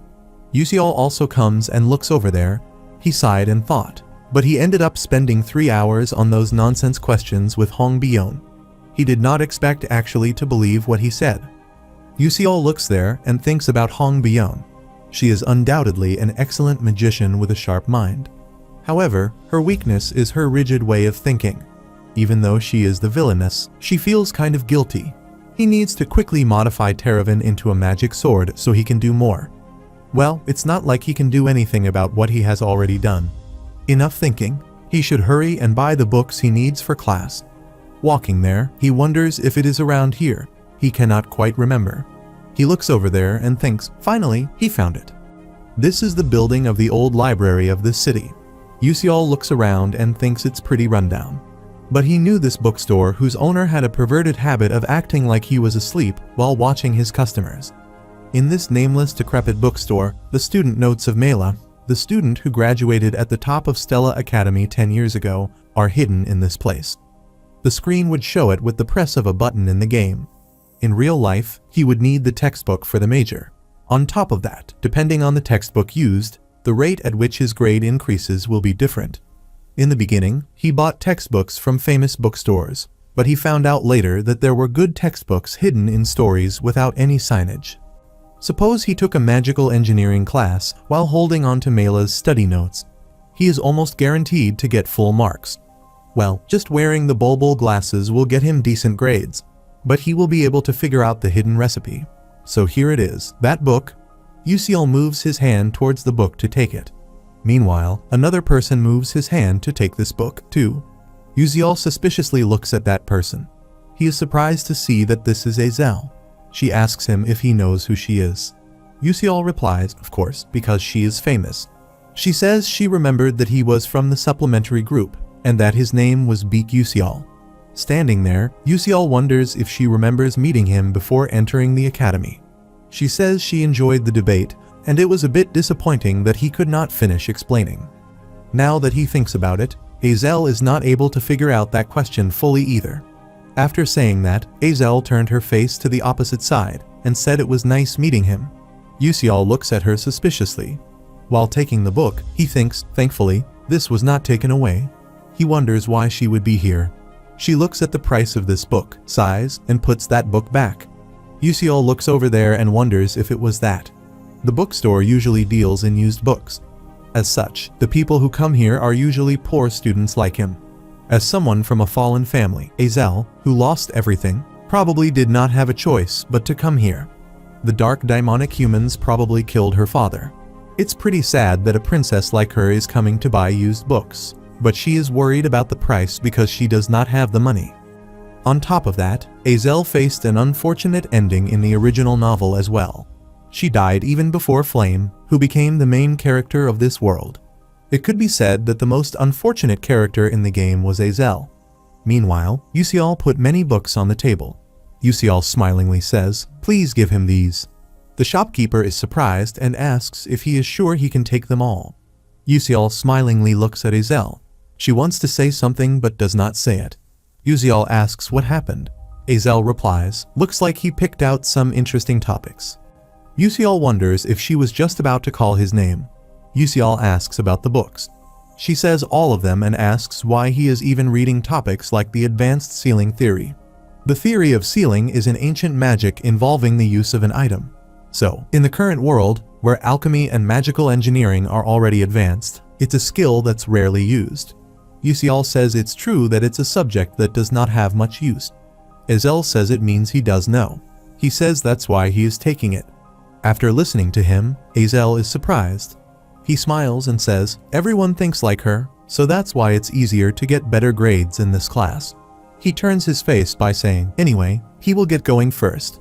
Just as Azel said, not many are willing to take the class on the sealing theory, but that's why he can spend less time on it and still achieve good grades compared to the other classes. With this, he would not be having any issues this semester. Azel looks towards Yusial surprisingly but does not say anything. On the second day, at Stella Academy, Azel thinks the first class is looking into nihility. Still, this subject is easy to get good grades on, so it should not be too bad. She enters the class and sees that everyone is sitting and discussing the topics. A girl says it means he is also taking nihility. Her friend replies, "Yes, but she thinks she messed up. She signed up because people were saying it was a class that was easy to get good grades on. It looks like the rumors have already spread. All the smart kids signed up for it as well." Azel listens to them, and she says she is doomed. Azel sighs and thinks it cannot be helped. She will just have to do her best in her other classes. They will end the class here. Students go outside the class to eat something because they are hungry. Azel listens to a guy ask his friend what they should eat for lunch. His friends replied that he would decide when he got to the cafeteria. Azel sighed and thought this was troubling for her. If so many people are in all the classes she signed up for, it will be hard to get a scholarship. She wonders if she should go get something to eat first. Let's see, since she only has 60 meal tickets for this semester. She should just get some bread to eat today while she looks over there. She is surprised to see that he is sitting inside the room. She wonders if that person is not Beak Yusial. Looking at him, Azel wonders what he is doing here. Meanwhile, she sees that a teacher is delivering the lecture, and Yusial is taking the class. But there are so few students here. All the students here are people who scored iffy grades, too. The lecture might be in danger of being cancelled. She thinks if she signs up for this class, she will be able to raise her grades without putting a lot of her time into it. If she uses the time saved to study for other subjects, she will be able to earn more scholarship money. She again looks at him and wonders if Beak Yusial already knows that this subject was easy to score in. She again wonders if he has planned out all his classes such that it makes his life easier. She turns her face to the other side and thinks, no way. In the Greta Academy, Yusial actively listens to a teacher who says he is sure they will know the origin of magic. With the founding mage, the mage in white, spreading magic all over the world, humans and other species have learned to handle magic. This is the professor of Divine Moon Studies, Layden. He taught the elves nature class magic. Dwarves matter magic, and humans have elemental magic. Layden says afterward, he traveled to the heavens. Yusial wonders how he is going to pull through this for 3 years. Yusial thinks going to school again at this age is torturous, but this lecture is actually pretty important. This lecture might give him clues as to what the true ending is. That's just his assumption, though. Meanwhile, he looks aside and becomes surprised to look there. He wonders if Azel has always been in this class. He does not remember any main characters taking this class. Well, it does not matter to him. Human curiosity did not end with elemental magic. Layton describes how human mages traveled the world and began stealing magic from other species. But even then, they were not satisfied. They could not learn any more magic than that. The founding mage had left behind the 12 divine moons and disappeared. Layton asks if anyone knows anything about the 12 divine moons. Azel replies that it is known that the 12 divine moons are guardians who protect the balance of power on the continent. It is said that they were scattered throughout the continent, carrying out their duties until 1,000 years ago. Layton says, that's right, they had their own special powers used to protect the continent. For example, the divine moon that symbolized summer, the 6th moon of the red summer, wielded a red flame. It is said that those flames never died out. Layton says they could still see the red flames if they got into the deep sea of Alamanca. So, if any of them are curious, they can go take a look. Yusol wonders if it is supposed to be a joke. If a living being entered the domain of the king of the seas, Alamanca, they would die right away. This is Levian's coast, a great whirlpool that appeared in the middle of the ocean and has been frozen solid by the 12th moon of the blue winter. Layton tells students it is said that a miracle would occur if they were all gathered together. A student raises his hand and asks the teacher what the miracle is. The teacher replies that no one knows. They have fallen asleep 1,000 years ago. Yusol thinks he is right. At least he met some of the divine moons by playing the game. But he only met 5 of them through limited time events. That was only possible because he had gathered information from other players in the community. There were not any other players who managed to meet more than he did. Yusol thinks that if his assumption is correct, then these 12 divine moons probably have something to do with the true ending. Suppose no one has managed to reach the true ending in the last 10 years. The answer must lie in the contents that no one has managed to reach. Yusol thinks he only managed to meet 5 of them after risking his life multiple times. He guesses he has no other choice but to witness the true ending. He will just have to do it all over again. Meanwhile, someone attacks the target.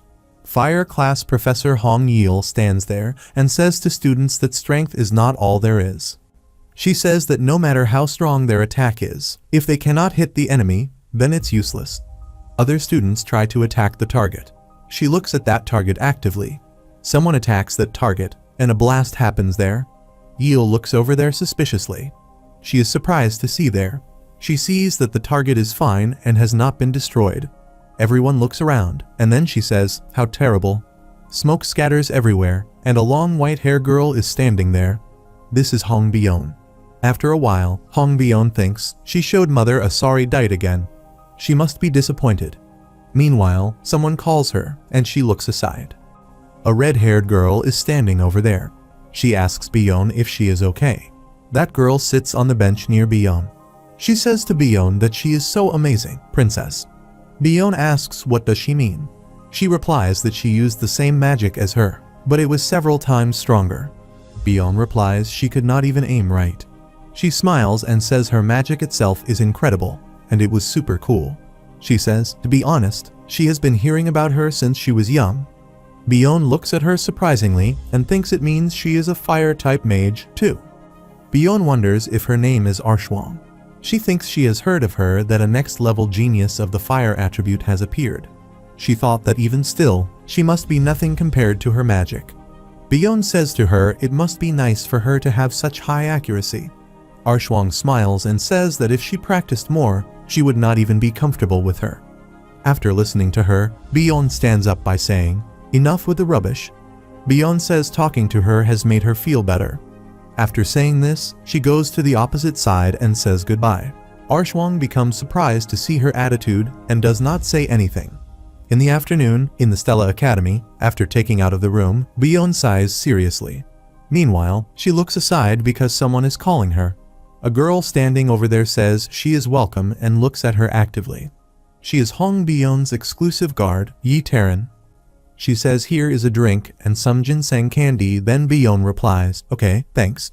Yi says to Bion that she asked her before for the staff remodeling commission, and because the staff is so good, They said a top-grade magic sword would be made. While eating, Bion looks at Yi and listens to her, who says there is something slightly questionable. Bion asks about it. Yi tells her she heard that it staves continuously, such as in the owner's mana. Bion turns her face, looks at Yi, and asks if it is not a dark demonic tool. Yi replies it's a bit different from that. It consistently resonates with nature's energy. Bion puts their hand on her chin and says, no way, to take the user's mana and resonate it with nature's mana. Bion asks her why there is such a garbage staff middle class. Yi replies that's precisely why it's simply a middle-high class. Bion asks what she means by that. Yi replies that the original ability would drastically strengthen the user's mana, making it a high class or higher. But because it sucks in mana just by holding it, it was downscaled to a middle-high class. After listening to her, Bion repeatedly asks how a student can wield that. She replies that she is confused about that as well. Bion puts her hand on her head and says angrily that she knows it was not there for them to resonate. But she does not think most would use that kind of staff, even if they were given it. Bion says arrogantly she does not get it, and she is sure that the commoner will figure things out. After saying that, she takes a drink and then says, he sure is unique. A few days after the official start of the semester, a teacher teaches to the many students. Yusial listens to the teacher actively, who says that attack magic needs to be manipulated in more detail than any other type of magic. He pointed towards the blackboard and said, that's why this mana ornithology class is mandatory. The name of this teacher is Carlime, a mana ornithology professor. From today onwards, for their PvP battles, they will be learning orbitology, with a focus on shooting and targeting. Carlime writes on the blackboard and asks the students if they should discuss this orbital formula. From a distance of 760 meters away in the north, Chiolsu is running at 12.6 meters per second towards the south. He asks what is the needed orbit and predicts the observed distance that Yonghe needs to hit the mark on Chiolsu, using the water-type magic like Water Surforce. A guy says to his friend that he cannot answer, that if he is not a water attribute major. They feel that Yusial bothers them. He takes a big yawn and thinks, this is so boring. He wonders why these classes are harder than Korean. Carlime says, student Beak Yusial, please stand up and solve it. He stands up, replies, okay, and thinks he got caught. After a while, he turns his face and tells the teacher, all done. Carlime looks at the board and says to Yusial, good job, and he solved it quite easily. To organize the Ride-Hibork equation, the teacher simply asks Yusial if his first major is the water attribute. He smiles and replies, nope. The teacher said, nice, then said they would continue these questions in the next class. After the class, Yusial comes out of the class. He turns his face and looks aside because someone is calling him. This is Azel, who is standing in front of him. She nicely tells Yusial she has a question for him. Yusial becomes surprised to listen to this. She has determined something about Beak Yusial while watching him. Unrelated to his grades, he is definitely smart, even compared to the top rankers. As he said in the class, he finished the question. Azel was surprised to listen to him. That question's level was at least university, not professor level. Even if anyone says Stella is where geniuses come to gather. Then asks just what is Beak Yusial's identity. At first, she thought there was no way, but now she is certain. That person definitely has a course registration strategy. Azel asks Yusial what his next class is about. She must obtain that information. Yusial becomes surprised to listen to her. He asks her why she asks. It seems she is interested in him. She angrily replies she did not mean like that. Yusial closes his eyes, thinks he is an adult, and then asks her why he would ask. Azel says she did some research on the classes he is taking, and it looks like they are all classes where he can get high grades easily. Azel angrily says to him she will ask him straight up. She asks where he learned that strategy, because this is pretty important to her. Yusial smiles and replies that it's just a coincidence. After saying this, Yusial turns his face to the opposite side and says, if that's all, he is going to head out. Standing there, she says to him, wait. She sees that he does not bother her and does not stop. He clenches her lips angrily. Meanwhile, Yusial becomes suspicious to look back because she says to him angrily, please wait up. She says to him, hold on a second. Yusial asks her why did she follow him. He says to go learn that kind of thing from someone else. There are lots of smart people here who just follow what he has been doing. She said she looked it up. Azel says that anyone who takes Divine Moon Studies gets an A+, so it would not matter if she also takes it. Yusiol surprisingly listens to Azel, who says that if she registers for the other classes he is in, it could impact his grade negatively. Yusiol thinks if she does not get the scholarship, she will lose out the most. But even in this situation, she is concerned about other people's grades. Even if she is a bit annoying, it seems like the female lead is still the female lead. Azel looks at him nicely and asks if he could just recommend one class for her. That's easy to get a good grade in. Yusiol asks if she thinks her looks will convince him. Azel put a hand on her face and said, "That's weird." Usually, when she looks at her face, it takes her stress away. Yusiol angrily asks if she is for real. Azel smiles and says that it was a joke. She knew he would be like this, so she prepared some compensation.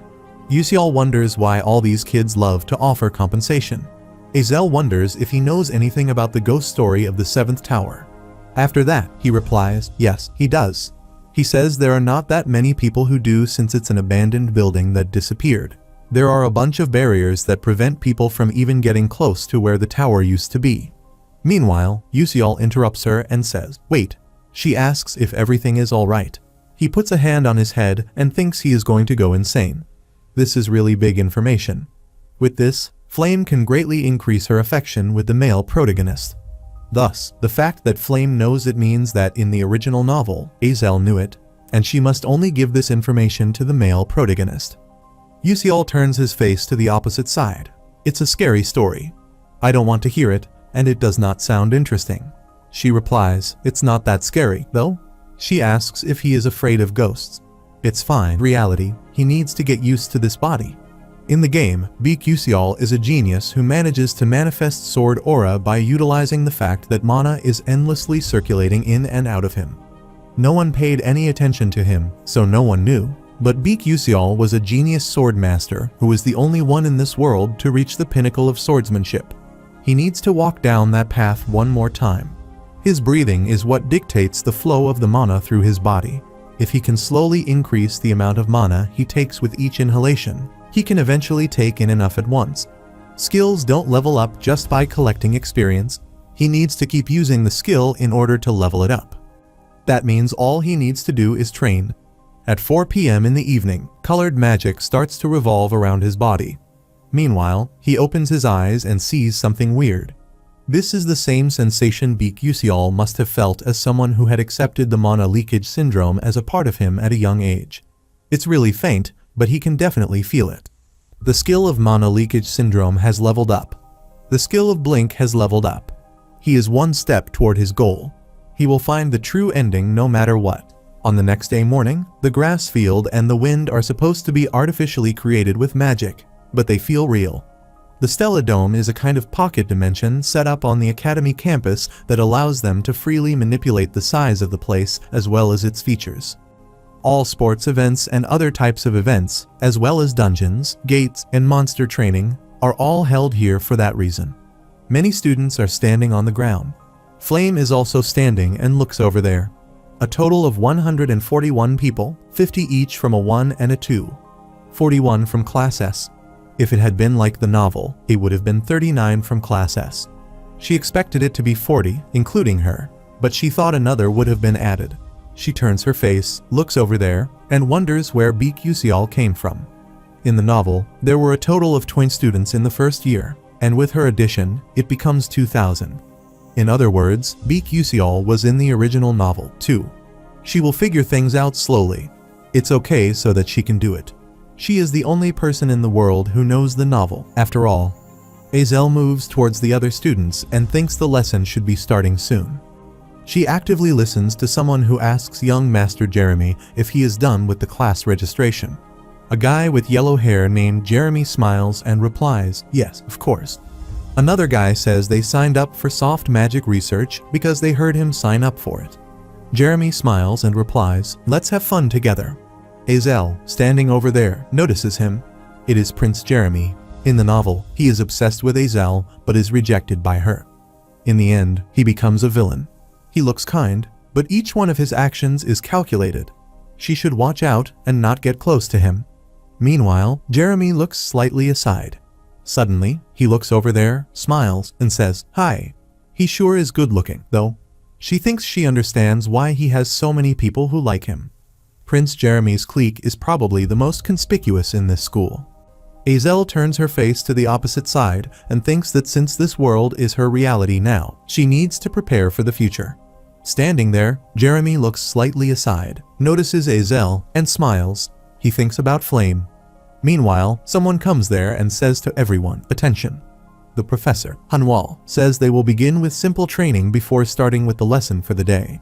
He says to the students that he needs to know their skill level in order to teach them properly. He will be the one directing the training. If they don't like that, then keep it to themselves. Standing there, everyone listens to Hanwal, who says, as they already know, that the professor has the right to take away or to add to their points. Keep in mind that they will be expelled if they fall below a certain number. Hanwal says they are going to do a mock dungeon training. He will be using phenomena that occur in real dungeons, as well as traps and monsters, to test them all. They will get 4 points if they take down a monster of risk level 1.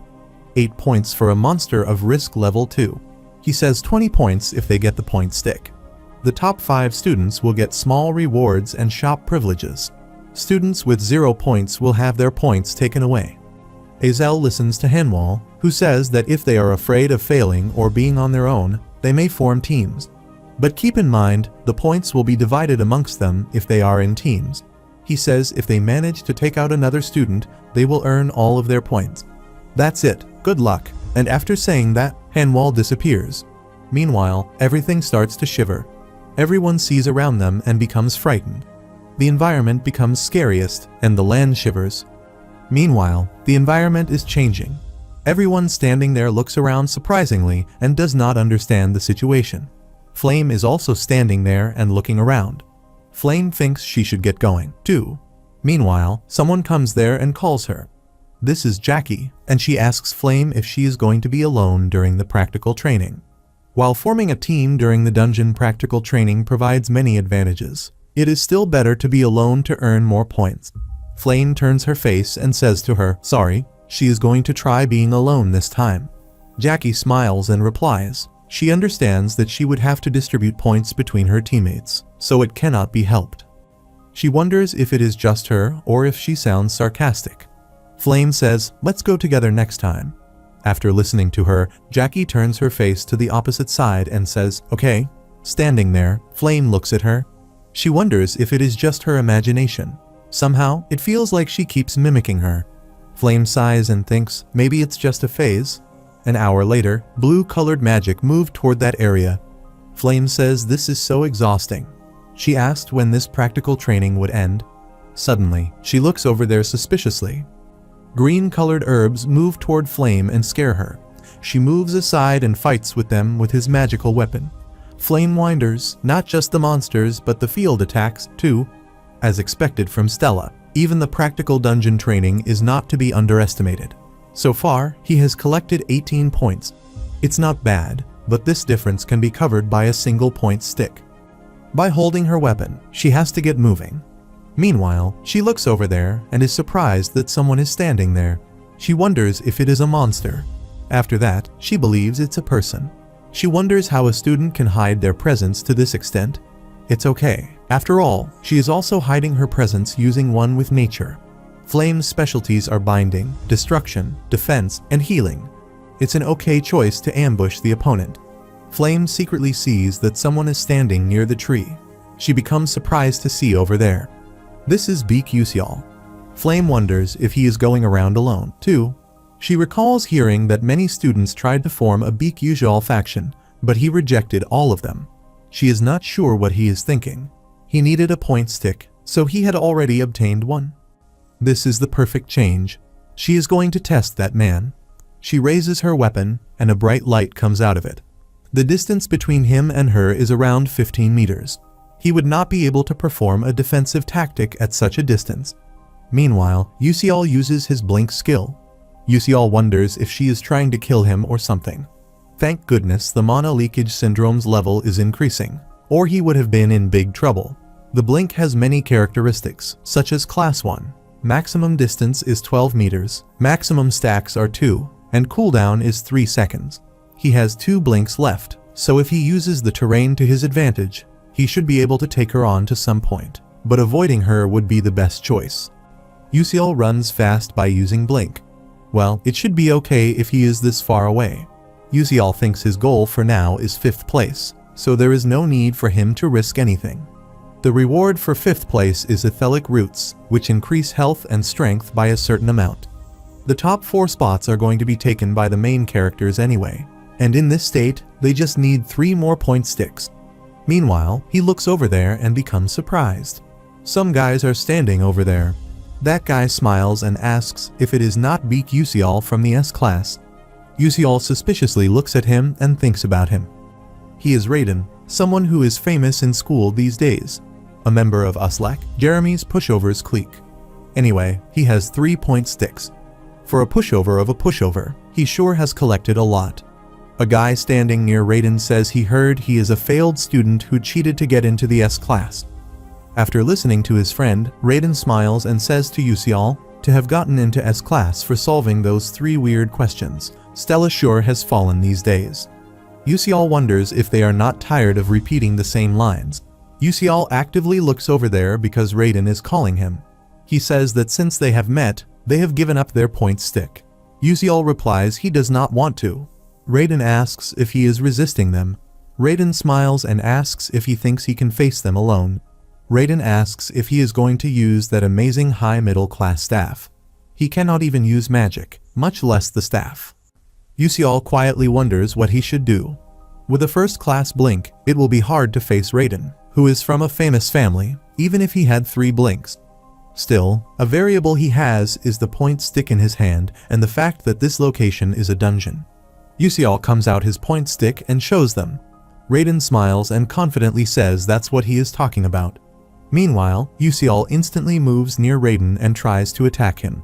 Raiden sees that UCL is quite near to him and does not understand the situation.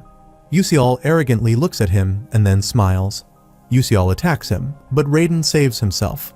Raiden loudly curses at UCL and says he will get him. Standing there, Raiden sees that UCL is not there and says he is gone. Meanwhile, he looks aside and sees UCL standing over there. UCL says that was dangerous. He shows point sticks to him and says smilingly, "Thanks for this." Raiden says to him angrily, "Give that back," but UCL says he does not want to. The point sticks sure are efficient. He learned this confidentially while the players were playing the game, but these point sticks are actually bug items. Due to their unnaturally high durability, which allows them not to get destroyed by the magic of students, they have the strength of most magic tools. Although it's more helpful for other mages to use magic, for Beak UCL, who fights physically, a weapon with strong attack power can be used 100%. Raiden angrily asks how he takes his point sticks. Raiden orders his companions angrily to attack UCL. He wonders why it is now that the dungeon is. Raiden angrily says to his companions everyone gets it together and loads their magic, and don't lose that idiot. UCL runs fast behind those guys. Meanwhile, Raiden looks over there and angrily says, Beak UCL is running away. Raiden's companions throw a spell toward UCL and ask where he is going. UCL sees that magic moves towards him quickly. He thinks those guys are better than he expected, but suddenly, UCL uses his blink skill and disappears from there. A guy looks over there and asks where he went. Another guy replies he is too fast, and that's why he cannot find him. Since he has several years of PvP experience, using terrain features at his pleasure is a piece of cake. Raiden says they just need to hit him once. His friend tells him about the dungeon. Raiden looks at him angrily and then aggressively says to them, calm down. He is still nearby and waits until the terrain stops, and if they see him, let's all attack. Raiden says if their magic fails, there will be a magic rebound, so be careful. Meanwhile, Raiden sees UCL standing in front of him arrogantly. UCL tries to attack him, but he moves back and saves. Meanwhile, high-intensity magic revolves around his point stick. Everyone put their hands on their faces to save themselves from that thunder attack. He instantly jumps to the other side. Standing over there, he thinks, finally, it's over. Surprisingly, Raiden listens to UCL, who says he will be taking this, too. UCL shows them point sticks. He smilingly says that if he gets a girlfriend later, he should give this to her as a gift.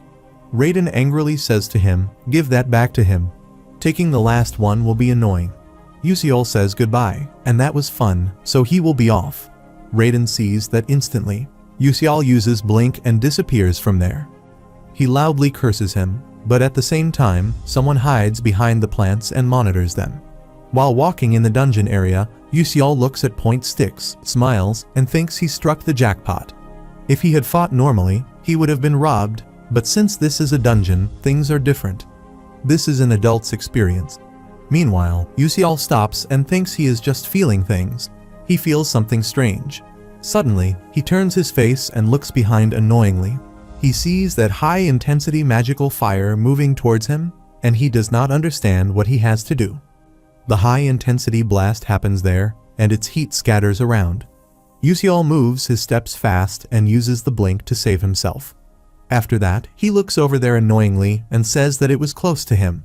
That was almost trouble. Yusiol sees a girl moving toward him and holding her magical stick. She stands in front of him and calls him by saying, "Hey, commoner." She asks him why he did not take the other stick from those idiots. Yusiol is surprised to see this is Hong Bion. Standing there, Yusiol wonders why she is here. Yusiol angrily says he thinks she is misunderstanding something. It's not that he did not, but rather that he could not. He asks her what he is taking or not taking their sticks, which has to do with her. After listening to Yusiol, Bion quietly looks at him and does not reply to him. Meanwhile, Yusiol thinks something and then asks her if she is waiting for him to take on all of the point sticks so she can take all the sticks from him at once. He says he even taught her before and then asks how she can do that to him. Bion replies she is of royal blood. Yusiol angrily listens to her and says if he is aware, come at her. Bion says that just taking objects from a commoner is not dignified for a royal, and she will defeat him properly and take them from him. After listening, Yusiol becomes angry and asks her if she really likes robbing a weakling. Bion replies, she saw him joking around with those idiots from the beginning. He did not even use proper magic to face them. A while ago, she thought she needed to hurry. She needed to quickly get the point stick if she did not want to get in trouble with her mother. Meanwhile, she looked aside because she heard someone talking. She saw Raiden talking loudly with someone and said, "Stop that idiot." She saw the other side and was surprised that a guy had run fast over there. That guy was Beak Yusiol, and Raiden's crew was also there. She looked towards her stick and thought about attacking them. She thought, even for her, taking on 6 people alone would be hard. Rather, once the fight is over and they are out of stamina, she should take the sticking point at once. Suddenly, she was surprised to see Yusiol snatched point sticks from Raiden. Yusiol did not use any spell other than blink. They are much weaker than her, but they still grew up as elites in mage families. He was good enough to joke around with those idiots. Now, she looks at Yusiol and thinks she must use her full power to burn him. She again creates the fire spell to attack him. Yusiol sees that her magical fire moves towards him fast. He again uses Blink's skill, takes a high jump, and saves from her attack. He sees that Bion attacks him from the other side, which is why Yusiol uses Blink's skill and instantly moves to the other side. Bion is standing there angrily and thinks something. Yusiol turns his face, looks at her, and thinks, as expected, Hong Bion was really dangerous just now. It was a good thing that he trained his intuition in advance. But using 2 blinks to dodge is difficult. There must be some other way. Bion says to him he is not going to take out his staff. Yusiol asks her what she is talking about. It means she took his staff. Bion replies that he must have the basic staff that was given to him when he got in. Yusiol replies, yeah, he forgot about that. He would not use that staff, which is why he had completely forgotten about it. She is this desperate, but that brainless commoner always jokes like this. Bion says she does not know about other losers, but it would be good to go all out against her properly. Yusiol looks at her annoyingly because she becomes more angry. She says to Yusiol that if he doesn't have that staff, she will really kill him right now. Meanwhile, Yusiol sees that she creates fire flames around them. Bion thinks she will definitely crush that commoner today. She throws fire flames towards him. Yusiol sees those fire flames moving towards him fast. When fire flames near to touch his body, he fell on the land. Yusial looks upward and feels a lot of pressure and heat from the magical fire.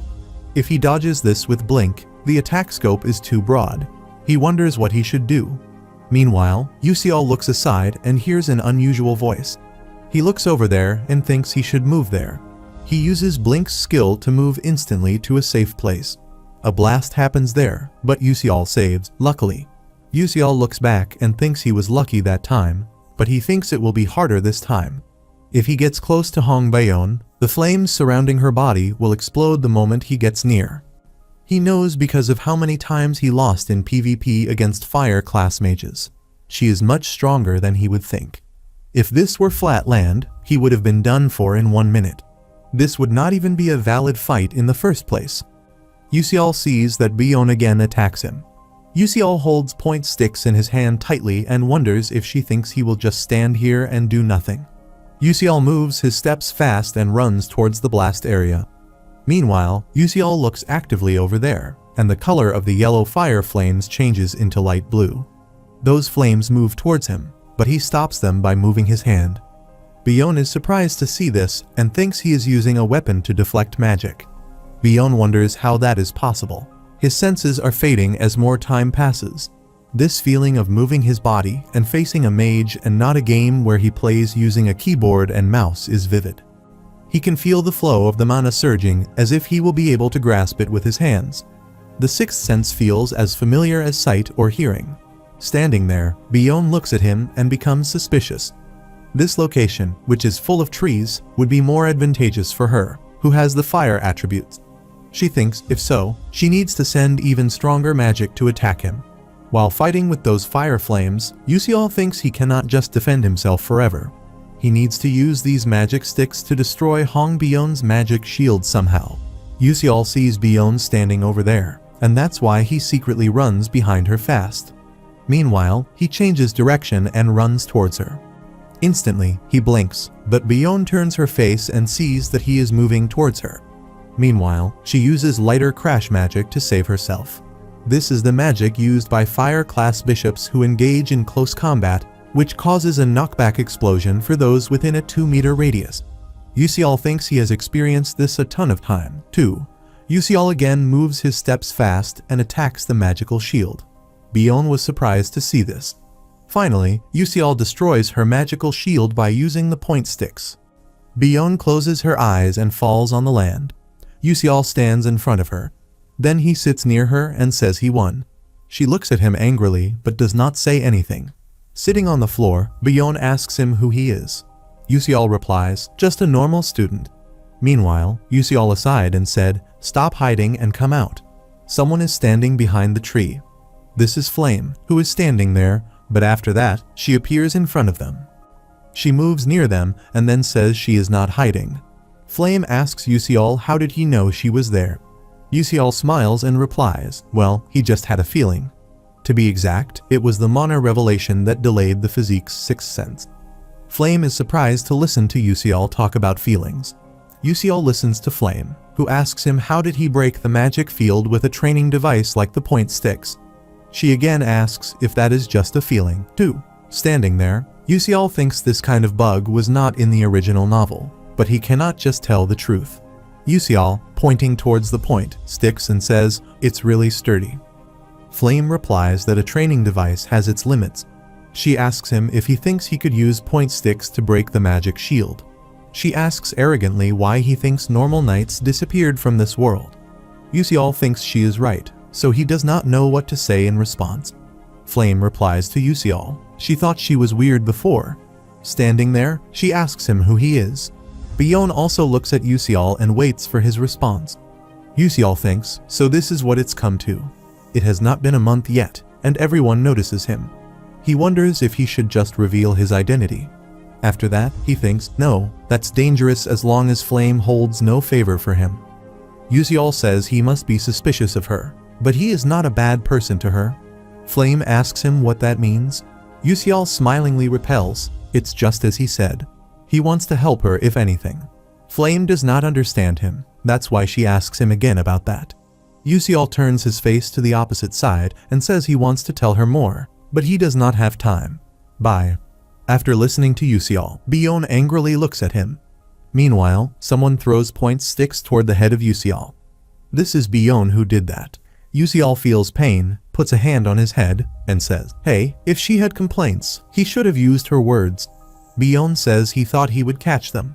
He could dodge other types of traps and magic, but he could not catch them. Yusial thinks there is no helping it. Even the Mono Revelation Delay's physique's sixth sense has a limit. He puts a hand on his head and says, "That really hurts." The sixth sense's sustainment time depends on Beak Yusial's mind power. Since his mind power has bottomed out, his migraines are severe right now. Standing there, Yusial asks Bion why she threw the point sticks. Bion replies that she lost them, so take them. After listening to Bion, Yusial wonders if it is her pride. But if he takes all this, his ranking will rise too much. The other prizes are useless. Yusial picks up the point sticks from the ground in front of them. He shows a 1-point stick of Bion and says smilingly, "It is fine. He will just take one, so she can take the rest." After that, he turns his face to the opposite side by saying, "He is off. Goodbye." A man who shows kindness to the opponent he beat that sounds really cool. Flame asks Bion if he is an idiot. Bion arrogantly replies that maybe it's because he is a commoner and that he has no common sense. At the same time, teachers monitor the activities of all the students on the screen. They can easily watch every fighting movement of all the students. Hanwal looks aside to listen to someone who says, "The S-class students are incredible this year." Magical Council of Elders, Telex says, "It was worth coming to watch." Blue Mage Tower Board Director Jarina Eon says it sure is fun. So many big shots have come just to watch these new students in a practical exercise. Well, they have to if they want to scout talents. Hanwal thinks he is sure most of the other professors are also watching this exercise. Meanwhile, Hanwal looks to the other side of the screen. Two students are standing in front of them, holding their swords. He Wenryong and Ma Yuxiang have met. He attacks Yuxiang with his sword, but suddenly, he jumps a lot.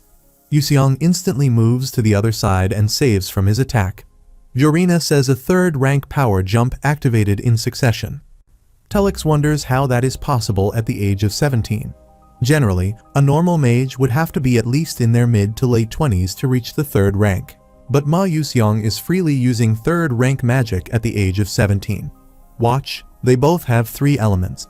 Most mages only have 1 element, and only after a lot of training can they have 2 components. They have possessed that talent since birth. Hanwal actively looks at the screen, and a hidden boss appears there. He opens his mouth and roars loudly. The boss quickly moves towards the ground. Ma Yuxiang and he look upwards annoyingly. Suddenly, someone's attack on that boss. He falls on the ground badly, that's why they both save. A girl appears there and says he is in the middle of a fight. A girl is standing there holding her magical weapon. This is Azel, who says, "Sorry for interrupting." Hanwal is also surprised to see her there. A hidden boss is a type of hidden event that only appears once anyone has abilities past a certain amount. Not only are they hard to find, but it's also not easy to defeat them to hunt that alone. A teacher puts a hand on his chin and says, "She is the eldest daughter of the traitor Grand Duke Malf." Telex says how unfortunate it is that if it were not for her father, that talent would bloom even more. Telex actively looks towards the screen and then says, "That's the Adalbit princess." Telex does not understand the situation and asks who she is fighting. He has never seen him before. He identifies that spell and wonders if it is Blink. Although countless scholars tried to control it over hundreds of years, everyone failed and either died or became crippled, and they ended up giving up. It is a spell that is absolutely impossible to control. But for there to be a student who can control it completely, it would be as if Blink were his hands and feet. All the professors look towards that guy and ask who the boy is. Hanwal smiles and replies, "His name is Beak Yusial." Hanwal tells his companions that he is a unique student who uses Blink as his specialty. Jarina asks them how a Blink skill can be his specialty. Another professor replied that this was a completely different issue than Ma Yuxiang, He Wenryong, or Azel's overwhelming power. Telex asks why does Yusial use other magic, and instead just jokes around. He could have ended this battle long ago if he had used magic. That's why he does not understand the situation. Meanwhile, someone enters the room and says, "No, Yusial is fighting seriously right now." The name of this professor is Eltman Eltwin. Eltman says to other professors that Yusial is serious from the start. It does not seem that way to them all. Eltman looks at the screen and says, "Interesting." The way Yuseol fights reminds Eltman of the chivalry that once existed in the old generations. Telix asks Eltman if it means the chivalry that disappeared along with the cold weapons. A student as young as that, Hanwall thinks he sees chivalry. By chivalry, Yuseol talks about the knight's mentality of those who still use swords within a world that uses magic. The existence of the heroes who have existed for an extended world against evil. They were said to have always fought evil with a single sword. For magic to exist but still fight with a sword is not realistically possible.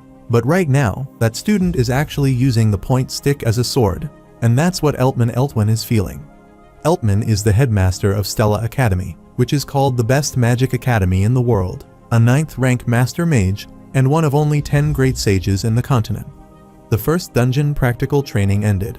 This is the S-Class exclusive training hall. Ma Yuseong got the 6th number. He does not really feel like he won, though. If Azel had not interrupted, something might have happened weirdly back then. This has been the case since he first saw him. Ma Yuseong was an idiot in everything, but regardless of what he did, he would get above expert results. Even in this practical training, he set up magic circles all around and thoroughly calculated his movements. Still, he received all of his attacks with ease. He wonders if he cannot beat him no matter what he does. He again wonders if the wall of talent is this tall and thick. No, there is no time to blame himself. He just needs to work harder. Meanwhile, Hong comes there, holding her weapon, and looks over there. He Wenryong swings his sword there actively. He Wenryong, the guy who was always calm, sure.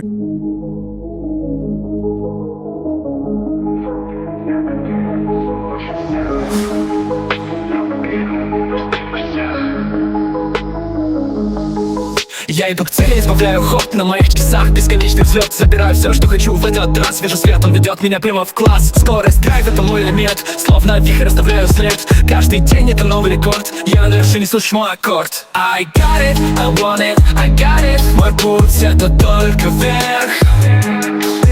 I got it, я знаю, что надо. Я здесь, чтобы взять успех. Время летит, но я на волне. Каждый миг моя сцена в огне. Мечты сбываются, я это знаю. Все, что хочу, я забираю. Не важно, что говорят, я знаю свой путь. Моя страсть — это мой абсолют. Круче всех, кто мог бы представить. Я иду вперед, и никто не остановит. Моя сила в моей уверенности. Каждый день я на пределе прочности. В этом мире нет для меня границ. Я взлетаю снова, слышишь это? I got it, I want it, I got it. Мой путь — это только вверх. I got it, я знаю, что надо. Я здесь, чтобы взять успех. Я взлетаю, и нет пути назад. I got it. Все, что хочу, я взял. I got it, I got it, I got it.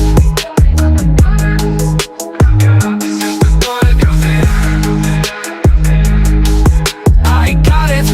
Я стану в окне.